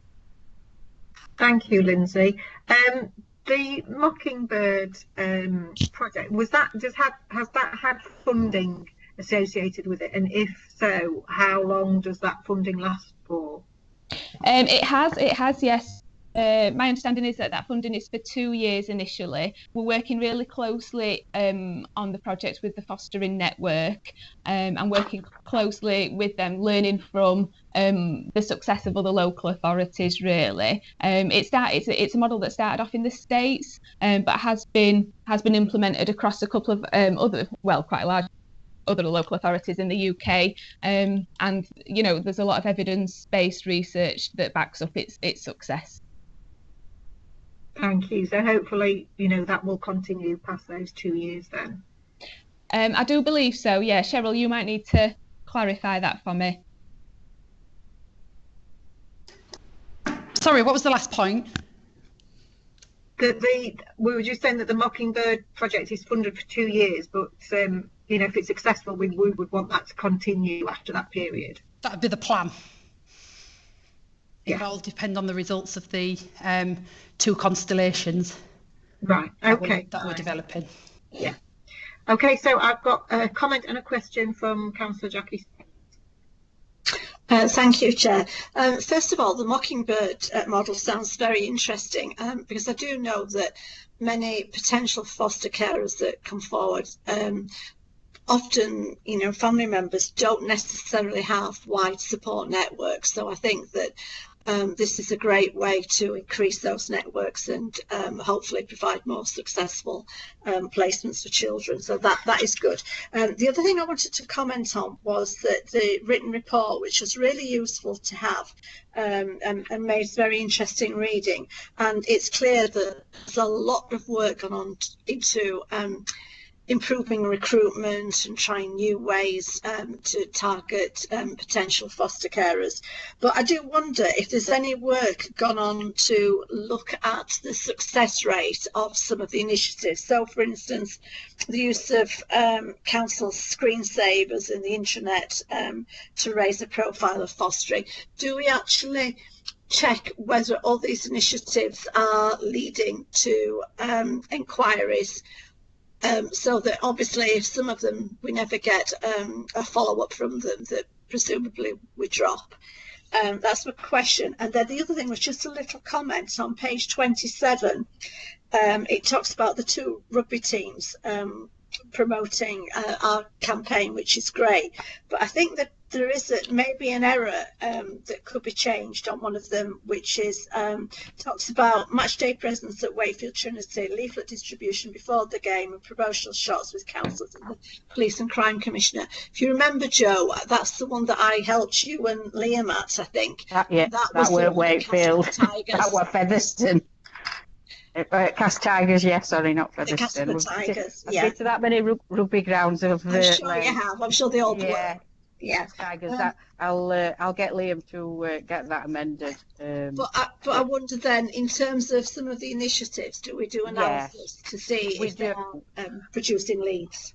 Yes, what we do is we do run a monthly recruitment and retention group, which has myself, Liam, our communications officer Siobhan, it has our finance people, Tony, our service manager, and Lindsay, and we sit on that and we do look at what's coming in, and our quarterly reports break down where our inquiries come from. So as part of our inquiry screening, we do ask where did they initially see the thing that generated them to actually make the inquiry.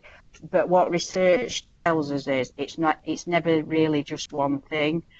So that's why we do try to have an approach of a drip feed effect. So we'll have billboards, we'll have backs of buses, we'll have council screensavers where we know there's going to be quite a throughput of traffic. So sometimes if we're really lucky, we might get the digital board in Trinity sometimes, or we'll get it put in Castleford if we know there's going to be an event in Castleford Market, for example. So that's what we try to do. We'll work with comms on that, and we're led by Siobhan, who will then try.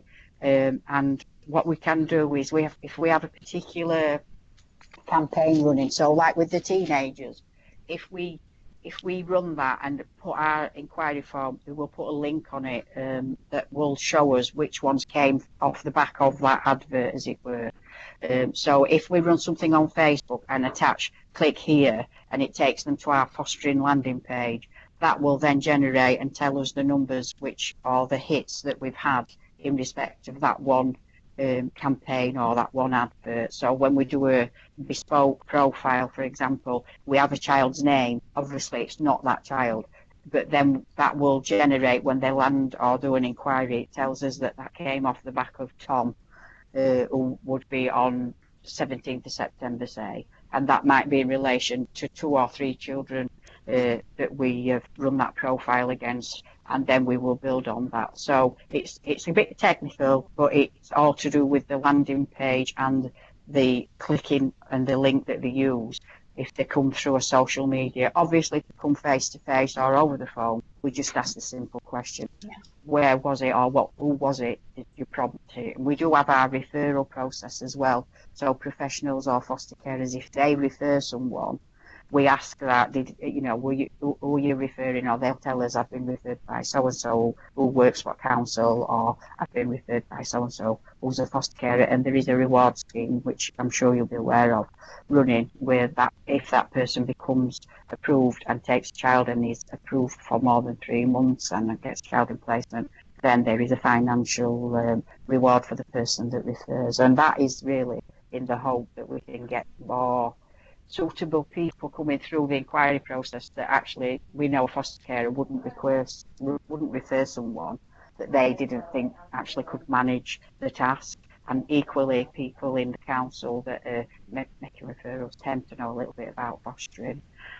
So we do have all different means of analysing what has come through and where and what we're getting the feedback. And we will drop off if we're not getting, if it's an expensive sponsorship that we have and actually it didn't generate much interest, then we would say, well, actually we're not going to run with that one next year. So we've linked up with Rhubarb Radio now, which is really good, because I think a couple of months ago one of our foster carers was interviewed on a Sunday, and I think it was Mother's Day actually, if I recall. So that were really good, and that serves Wakefield district, which is exactly what you want.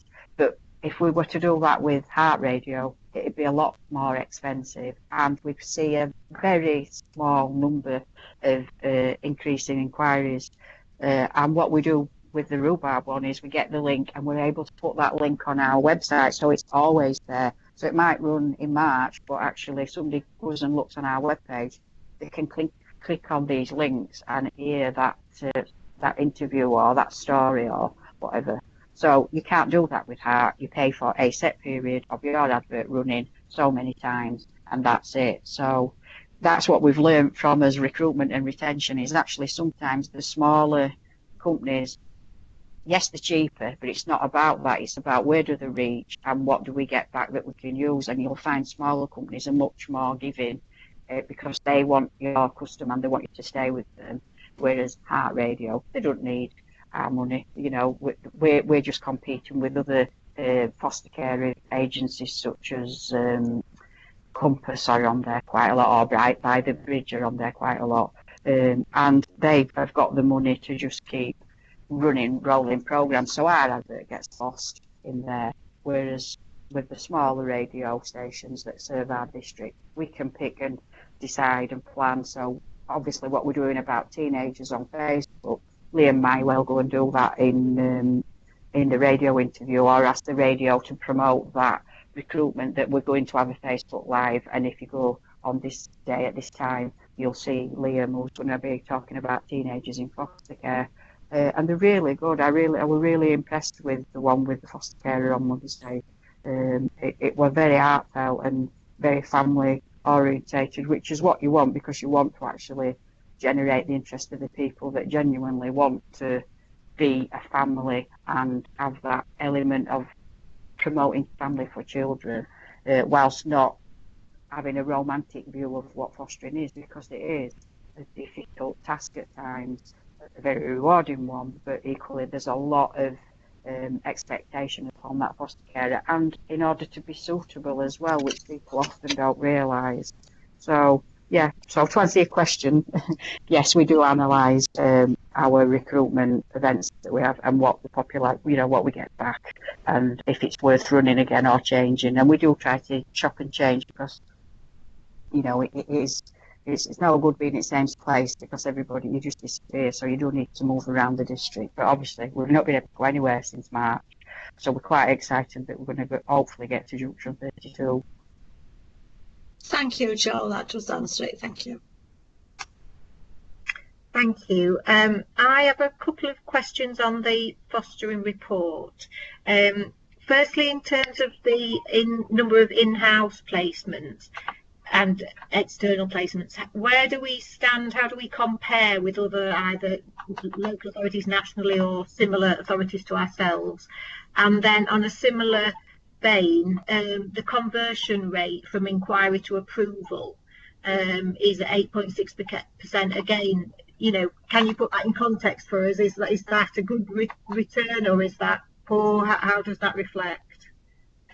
I think in terms of conversion, it's not bad considering our size as a local authority, because our neighbours, we don't have local neighbours that we can really measure against in size-wise. I'm not really the expert when it comes to this, I will be honest. It's numbers.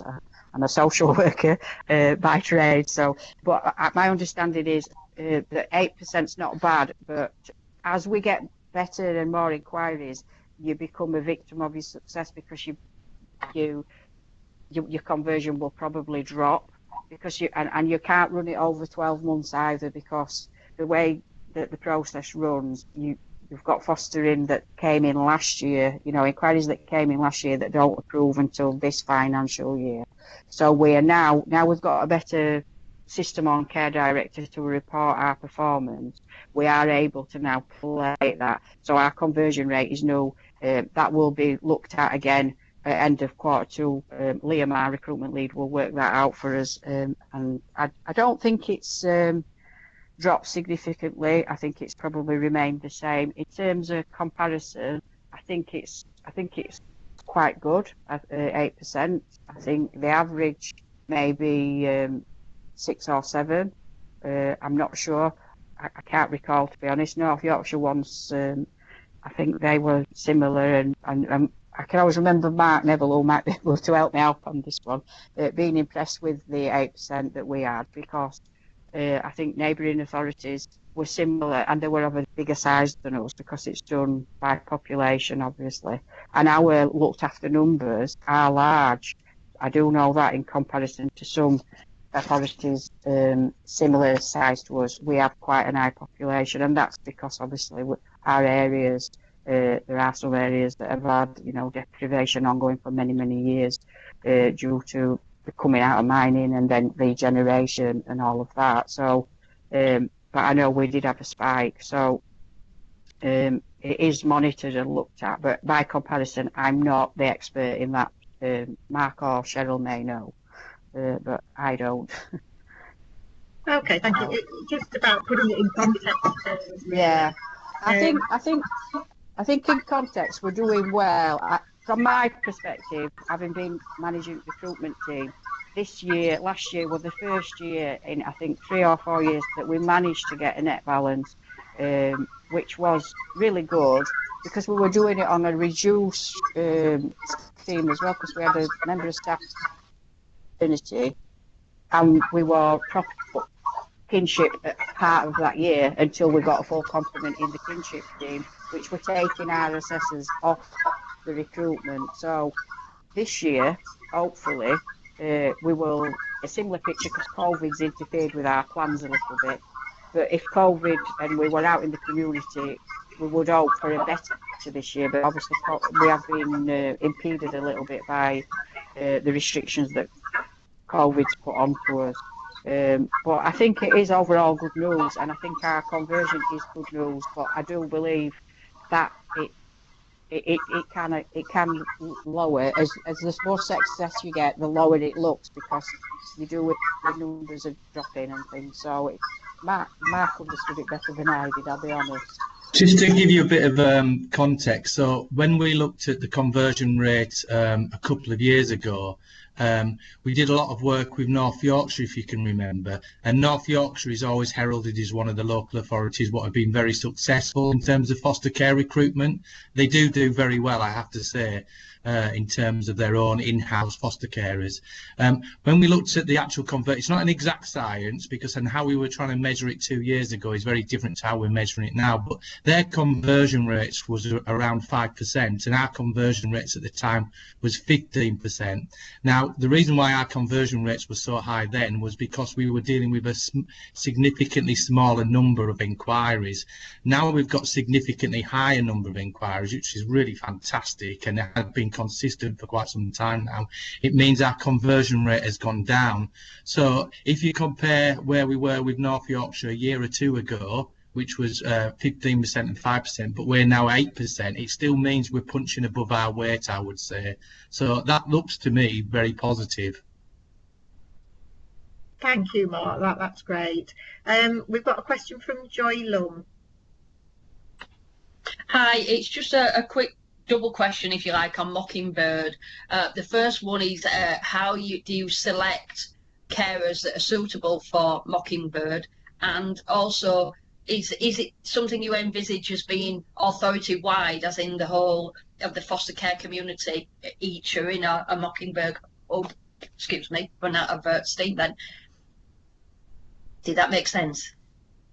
It did, thank you. So in regards to the first part of the question, in terms of how we select foster carers for the Mockingbird project, in terms of the hub home carer, that's a really robust selection process, and it's involved an interview process, including a children's panel from the Children in Care Council, because obviously that hub carer is there to provide a lot of peer support to the satellite carers within the constellation.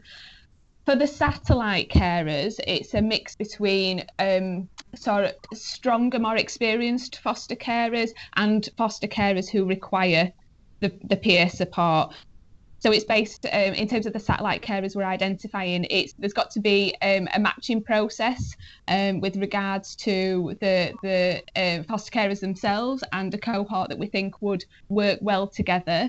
But also it depends on the children that they have in placement, because there's got to be a matching process for those children within the constellation, and there's a fidelity criteria, to be able, that has got to be achieved And also they've got to have their own inclination and desire to be part of that constellation for it to be a success.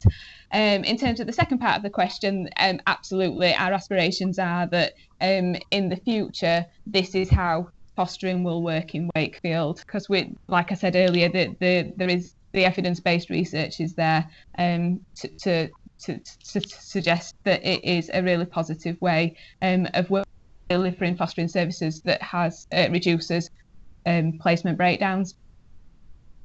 And will you be, I'm assuming you'll be publicising how Mockingbird gets on, I suppose, as you go along?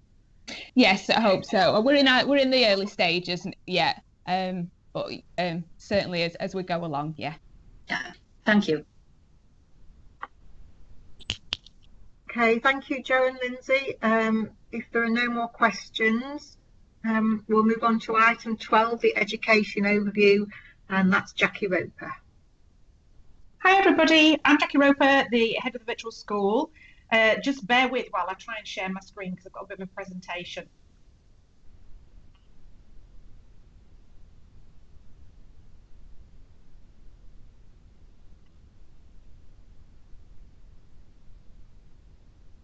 Okay, Councillor Malkin, can I ask you, can you see that? Because I can't see what you can see now. I can, Jackie, yeah, thank you. Right, okay. So I thought I would give you a bit of an overview as to what the virtual school has been doing for the last 6 months, and also in terms of how that's impacted on education for our children in care. So it's kind of a bit of a journey, this little presentation. I hope that's okay. So, when COVID struck, obviously, schools were told by the DfE that they no longer had to deliver the national curriculum. They only had to provide face-to-face education for specific vulnerable groups, and the kind of world fell into a bit of disarray. And those messages came after the initial "everyone go home, stay home" message from the Prime Minister. So the actual getting into the flow of our children accessing education was a bit sort of stumbly at first, and we didn't get straight off the starting blocks like every other local authority, while people had a chance to catch their breath and get themselves together. So that has a real significant impact on us when we're not delivering the national curriculum, and you can't measure the progress of children, therefore, because they are having a different type of learning.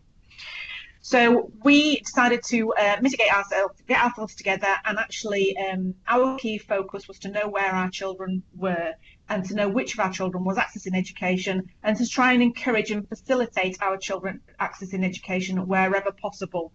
But obviously there are, for some reasons, our children wouldn't be accessing education. That would be where they were vulnerable, had vulnerable health issues, or perhaps they were in foster care placements where the foster carers were vulnerable to health issues, and there were all those other things that we had to take into consideration. So my team drafted some attendance trackers, which they worked on constantly, and we had a weekly ongoing attendance of exactly where, at each individual pupil level, of exactly where our children were, what education they were accessing, how many numbers of hours that was, and the sole aim of this was actually to try and get as many of our children back into education safely where possible. So we, on a weekly basis, every Friday, we reported to the children in care team, to Cheryl and to Vicky Schofield, as to what that tracker looked like. We also submitted that tracker to the Safeguarding Executive Partnership, so that we had a safeguarding overview of where our children were, because obviously safety first. And we reported on that until the end of June, beginning of July, when children were then kind of dismissed school holidays. So we kept that going for about 3 months. And I'll go onto the figures, sorry, on the next slide, on the next few slides, sorry, I'll go into the figures so you can see what the attendance looked like over time. We also introduced, it was fantastic timing, we also introduced electronic personal education plans, or we refer to them as EPEPs, for our social workers, to help in terms of when we passed over the duty back to social care staff, for them to complete complete PEPs, and for them to actually instigate the meetings and chair the PEP meetings as required by statutory guidance. And we brought in EPEPs. The virtual school pays for the EPEPs. It's a costed service, like everything. And we introduced EPEP because there was some anxiety with our social workers in terms of they didn't feel entirely confident when if they had to go in and complete personal education plans for children, they didn't feel entirely confident around the educational progress element of it. So we have an EPEP where our school contributes to the EPEP around the actual technical bits of the education and to give and to input, I'm stumbling there, and to input the actual educational targets for children, and also to account on how they've spent their pupil premium plus, which I put into schools. And then the social worker puts into place in the PEP the element around the care of their children and how that's impacting on education, or how education's impacting on the care. And then they have a meeting together to actually discuss their children's progress once a term. I'll come on to some figures for that in a while. The virtual school also busied itself over the last 6 months in terms of delivering training programs, and we've very much taken to our title of being virtual, and we have delivered everything virtually. So we've done lots and lots of online training. It was a great opportunity for us to carry out a training program online wherever possible. So what happened to children over the last 6 months? Well, we can see there from this table that when children went into lockdown, because they went into lockdown, I think it was the 23rd of March, and then we had a week, and then it was the school Easter holidays, and then children came back on the 20th of April. So we started to measure over that period of 1 month period. We actually got together an attendance tracker, and we started to measure their attendance at that time. So we started the first weekend was the 24th of April, and we can see there that the weekend is when lockdown first happened, we only had 7% of primary children accessing education. By the time, and that gradually increased over the months, and by the time we finished, that 57% of all primary children were accessing education, going to school for some face-to-face learning. And you can see the figures there.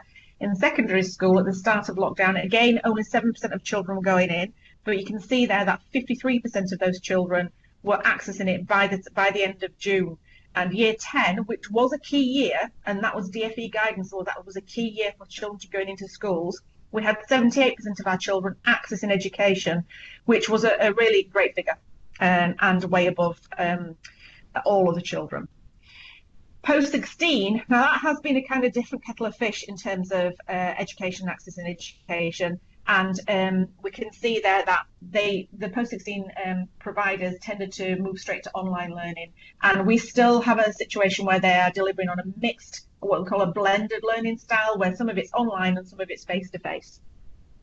So I think you'll agree there that the attendance there was quite successful. When I measured this against regional colleagues, because I meet with other regional virtual school heads, we were certainly in the top third of our neighbours for attendance. So it was a really good story for us. Those figures are not published anywhere. I'll not get them from anywhere because they don't have to be published.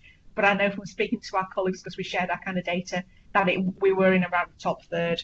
And that is, I would say, is a demonstration of the virtual school and the children care team working together, because my staff worked with the social workers of these children and the schools to try and get them in. So it really was a tripartite arrangement. So when we look at attendance for all children, we can see there that the children in care were way above represented of the rest of the children and the other cohorts in Wakefield. But just to give a bit of a caveat to this, this is from the returns to DfE, and it's an entirely different whole Wakefield cohort, because we're only measuring against vulnerable and key workers children. The next thing to discuss is actually the outcomes data. What results will children get this year for the year that we've just gone past? Well, for Key Stage 1 and 2, there were no public tests. So there will be no data for our children. So we will not know ever what they would have got in their stats results. They won't be recorded. They weren't measured. That's it. That's gone for that year. So we will have no progression data for our children who were in year 2 and year 6 last year. Key Stage 4, children did have GCSE results. The DfE has been very clear that they are not going to publish those results, nor are they going to publish a league table. This is what they've said. There won't be no league tables for last year for schools against GCSE results. So I think it is the intention of DfE that there'll be no league tables on, there'll be no late table the local authority interactive tool, where I usually get my data. So I have no data for children in care in terms of their GCSE results. Now, what we have done is putting into place some arrangements for us to collect our data, and we have just finished collecting all our Key Stage 4 data from individual schools. So I had around 46 children, and we had to go to 46 different schools and get that data from them. It's been a painful process. We've only just completed it. And what will happen is that our data team will analyse that data for me, but it's not something that I am allowed to publish. DFE quite often send me a letter once a year. Every virtual school had a letter once a year reminding us not to publish anything that is not ratified data and on a public website. But there will be some sort of indicative data for us that we can use to help progress our children from year 11 into year 12 and sustain them there. So post-lockdown, how do things look? Now, we'll give a real big caveat to this in terms of, we've already discussed this morning, and various people, colleagues have mentioned this, that 6 months of a lockdown has been a really big impact on our kids. It's not insignificant, and it cannot be overlooked. Some of our children thrived in lockdown, actually. Some of our children, without the really busy school environment, when they were going to school, they were in very small groups because there were hardly any kids in there, and they thrived in that atmosphere. Others of our children, but they won't thrive going back come September. They found it very difficult to go back in September. Other children didn't like being out of routine. They found it very difficult during lockdown. They found the social isolation very difficult during lockdown, and they suffered as a result of that. And again, it's a big thing to get them to go back to school. So I'll talk about that in a while, but I'll just say that it has had an impact. So our attendance as of last Friday, because we're measuring the attendance of our children, again, going back to school to see what those figures look like.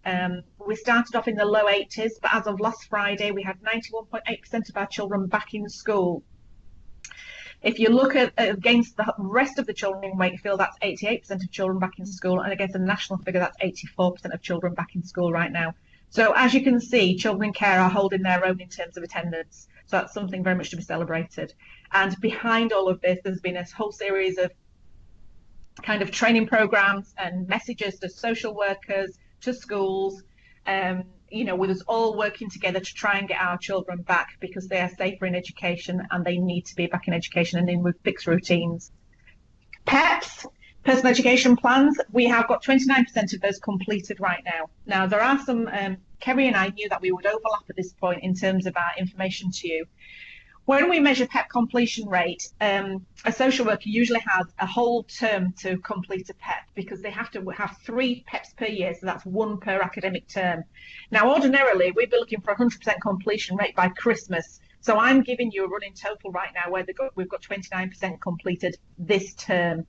The impact of COVID on schools is also significant. We have a number of schools where they are stretched very thin in terms of staffing.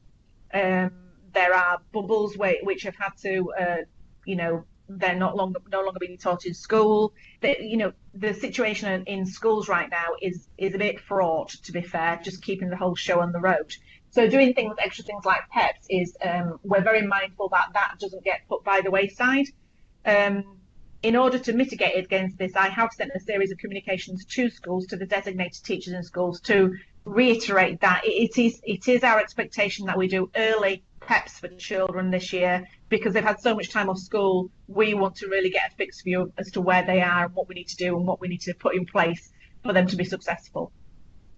Exclusions, we've had 5 children. As I wrote this on Friday, we had 5 children with a total of 10 days. Yesterday, we had another 2 children come in with a fixed term exclusion. Exclusions is a bit higher than we would like and a bit higher than normal. And that, again, I think is reflective of schools when they're really, really stretched and there's no cushioning, there's no flex and no ability to be able to put children into smaller spaces anywhere in school, because every space in school is being used right now for social distancing purposes. So it's very, very difficult. Plus, a lot of our schools have not reintroduced PE lessons because of the risks around that. Some of our kids respond really well when they can let off some steam in PE and have some physical running around stuff. So it's tight in schools right now, and we have seen an increase in exclusions. I've also checked in with my regional virtual school heads, and that is very much the case across the piece. So we noticed that all of our colleagues regionally are experiencing the same thing. Partial timetables, which was one thing I said I'd report back on. These are actually called phase reintegration plans. We currently have 9 children as of last Friday, and it's the same today, on partial reintegration plans. We've got 2 children who were always entering new schools, and we would always try and, where there have been an issue such as 6 months not in school at all, we would always seek to reintroduce them in on a partial process where we build that up as a phase reintegration plan, because that makes their journey into school a lot easier. We've got 5 on phase reintegration plans due to their anxiety over COVID. As I said to you, a number of children did not do well in COVID, and they are nervous about going back to school. So we are kind of introducing them a bit more gradually back into school in order that this is a sustained process to get back in there. And 2 of our children have moved to out of authority schools. So obviously that's part of the integration process back into school. Post-lockdown continued. I thought I would give you the current state of play in terms of NEET children. So NEET children are 16 to 18 years old. In Wakefield, we have 98.22% not in education, employment or training. The national figure I give you here is 40%, but that is, I'll just give a warning on that. That is a figure that there's never ever a running total of children in care who are NEET nationally. That is the national average, usually taken at the end of an academic year, and it's been 40% for some time. In terms of measured against all Wakefield children, it was 3.9% last week, and against national all, it was 4.5%. But again, that was a static figure, is national all. The Wakefield all is a kind of dynamic figure. We also delivered a lot of training, as I mentioned before, over the lockdown period. So we delivered 5 full days of training for our social care staff colleagues in terms of how they do the EPEPs, and we did that with our electronic PEP provider, Welfare Call. We've delivered some training for our social care staff just a couple of weeks ago because there's been an awful lot of new staff in social care, so we thought we would steal the moment and do some training on education and the basics in the virtual school and what we do and how to get in touch and what you do when your child is in, or just roadmaps in terms of what happens to your child in primary, what happens in secondary, what happens in post-16. So we've given them a relatively full education program on how to support their children through education. We've Kerry Season and I have developed some social care education clinics where we invite social workers to come and talk to us about cases where they're a bit stuck. And this is really a part and parcel of us working much more closely together. So we, in those clinics, we support individual children, and we're able to come together with a plan between education and the social worker as to what needs to happen next to unstick a situation. And that proved this week to be really useful. So we're hoping we are going to continue those. We have training planned for designated teachers in schools who are new to role. We usually do a physical training session this time of year around October half term. That's just not possible, so we decided that we do some online training. We've filled 5 sessions so far of online training. So, and it's looking like we're going to have to put session number 6 on. So that has been very well received and very well taken up. And we've also done some training for Lindsay Willis' team in terms of the supervising social workers for foster carers to give, because I don't think there's been much of a history with the virtual school liaising with that team, and that was something that needed to happen. And that, in short, is my presentation. So I suppose any questions? Thank you, Jackie. I've got a couple.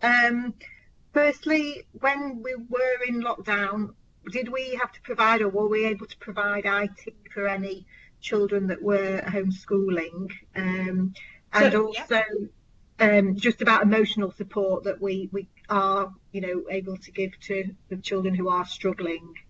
So in IT, during lockdown, there was a national there was a national rollout of providing IT for vulnerable children, wasn't there? And there was a kind of a big launch, and actually then the rules came as to what that was going to cover, and it was far less than it actually said in the big hoo-ha launch. And there was a program that was managed by our school improvement team, where social workers had to provide evidence and provide a list of their young people who they felt required some IT support, and that went straight to our school improvement team, and laptops or a digital device of some sort was delivered to them. So that kind of bypassed the virtual school completely. So that happened. That's closed, and I do believe that closed in June. So that was a one-time only offer, and that's now ended. Emotional support. During the whole of lockdown, we had loads of guidance come out.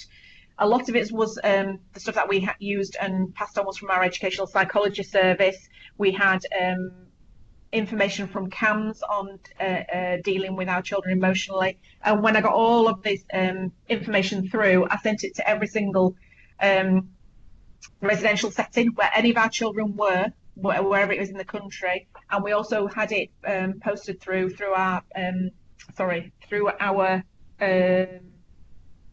placement planning team. The placement planning team also sent it out to every single provider that was looking after one of our children. We sent it to fostering service, we sent it to every single social worker, and we sent it to every single designated teacher in school in terms of what to do to prepare the children to come back to school in September. Does that answer your question? Yes. Yes, thank you, Jackie. Right, I've got Councillor Rosalind with a question. Thank you. It's good that we've got so many that the attendance records are quite reasonable given what we were up against. I'm just wondering where pupils weren't in attendance. Do we know what they were doing? Is that during lockdown, Councillor? Yes, yeah. Yes, we had a detailed description of what every single child was doing during lockdown, because those are ones that, if we RAG rated the children, red, amber, green, and those were our reds. So those are ones that we absolutely followed up on a weekly basis. We followed up on all of them on a weekly basis, but those in particular on a weekly basis. And we know that they all had packs of work going home from schools. They were all catered for in terms educationally from schools. It's just that they were not going into school. That's reassuring. I was slightly worried just to. I thought that wasn't the case, but it's good to have it confirmed. Thank you. We had a real big push on those because we felt that they were most vulnerable, obviously. That's lovely. Thank you. Thanks. Okay, I've got Councillor Cruz with a question, please. Hi, I was just wondering what we're going to do about the kids that are flourishing education-wise out of school and they'll flounder when they go back. I was just wondering what sort of support we can give those kids. Yeah, so those are the ones, I mean, we are seeing them now, the ones who are being fixed and excluded and all the rest of it. So we have the ones who are on phased reintegration plans who are anxious about going back to school. So we as a virtual school would actually accompany, their social workers to PEPs and do some conjoined, co-productive planning in terms of how they can best get back into education. Sorry, I meant to say before that, as a blanket, our educational psychology service did provide us with information on how best to introduce children who are anxious back into schools, and that has gone out to every single school for them to consider as part of their plans for children. Also, the PEP, the electronic PEP that we introduced between Easter and summer term, was actually not a full PEP because children were not actually taking the national, learning the national curriculum at that point. It was something called a reintegration PEP, and actually that was to plan on how to get individual children back into school so that schools and social workers could plan together. Oh, good. It's good that you've got things in place for that. It's just a shame to see them flounder, isn't it? Absolutely, yeah, absolutely. Yeah. And we need to measure this against all children, and all children are also floundering a bit. It's difficult for all children to go back, particularly when they see bubbles collapsing in their school because someone's tested positive in school. It's a bit like watching things fall to bits around you, isn't it? Yeah. It's an anxious time. Okay, thank you. Thank you. On that, on the question of an anxious time, I heard someone from the SAGE committee yesterday suggesting that the only way to stop the current rise in the virus was another full lockdown. I mean, obviously it doesn't mean that will happen, but are we preparing in case that does happen? Yeah, the DFE of RAC actually sent a directive out at the start of this week to all schools, ordering them that they must have an online learning platforms and online lessons ready. And if they don't, they are going to take actions against schools, because it is envisaged that at some point they may have to go in lockdown, even if it's not full lockdown, even if it's partial lockdown. But the DFE have passed a bit of legislation to say that schools need to be prepared for this. Right, thank you. Thanks for that. So Joy Lum has a question. Hi, yeah, just a quick question. Given the issue educationally with COVID and the like, is there are you looking at funding for additional support for children, other educational support? I'm thinking about things like Kit McGrath, or things like clubs and things that the children can join to ease their anxieties that are educational. So we would expect all that kind of thing to be actually planned out in the PEP meeting. So we now actually put the Pupil Premium Plus funding, which is the only funding that I have, that now goes to schools directly for them to be able to do exactly that in the personal education planning meetings.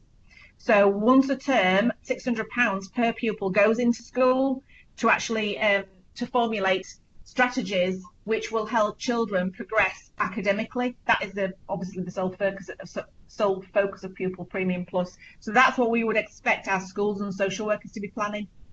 Okay, thank you. Thank you.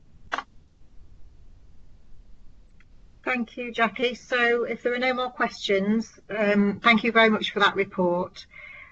We would have been moving on to item 13 now, but as I mentioned at the start of the meeting, we're deferring that to November because Kate Pearson isn't able to attend. So before we move on to item 14, can I now ask that the live feed is turned off, please?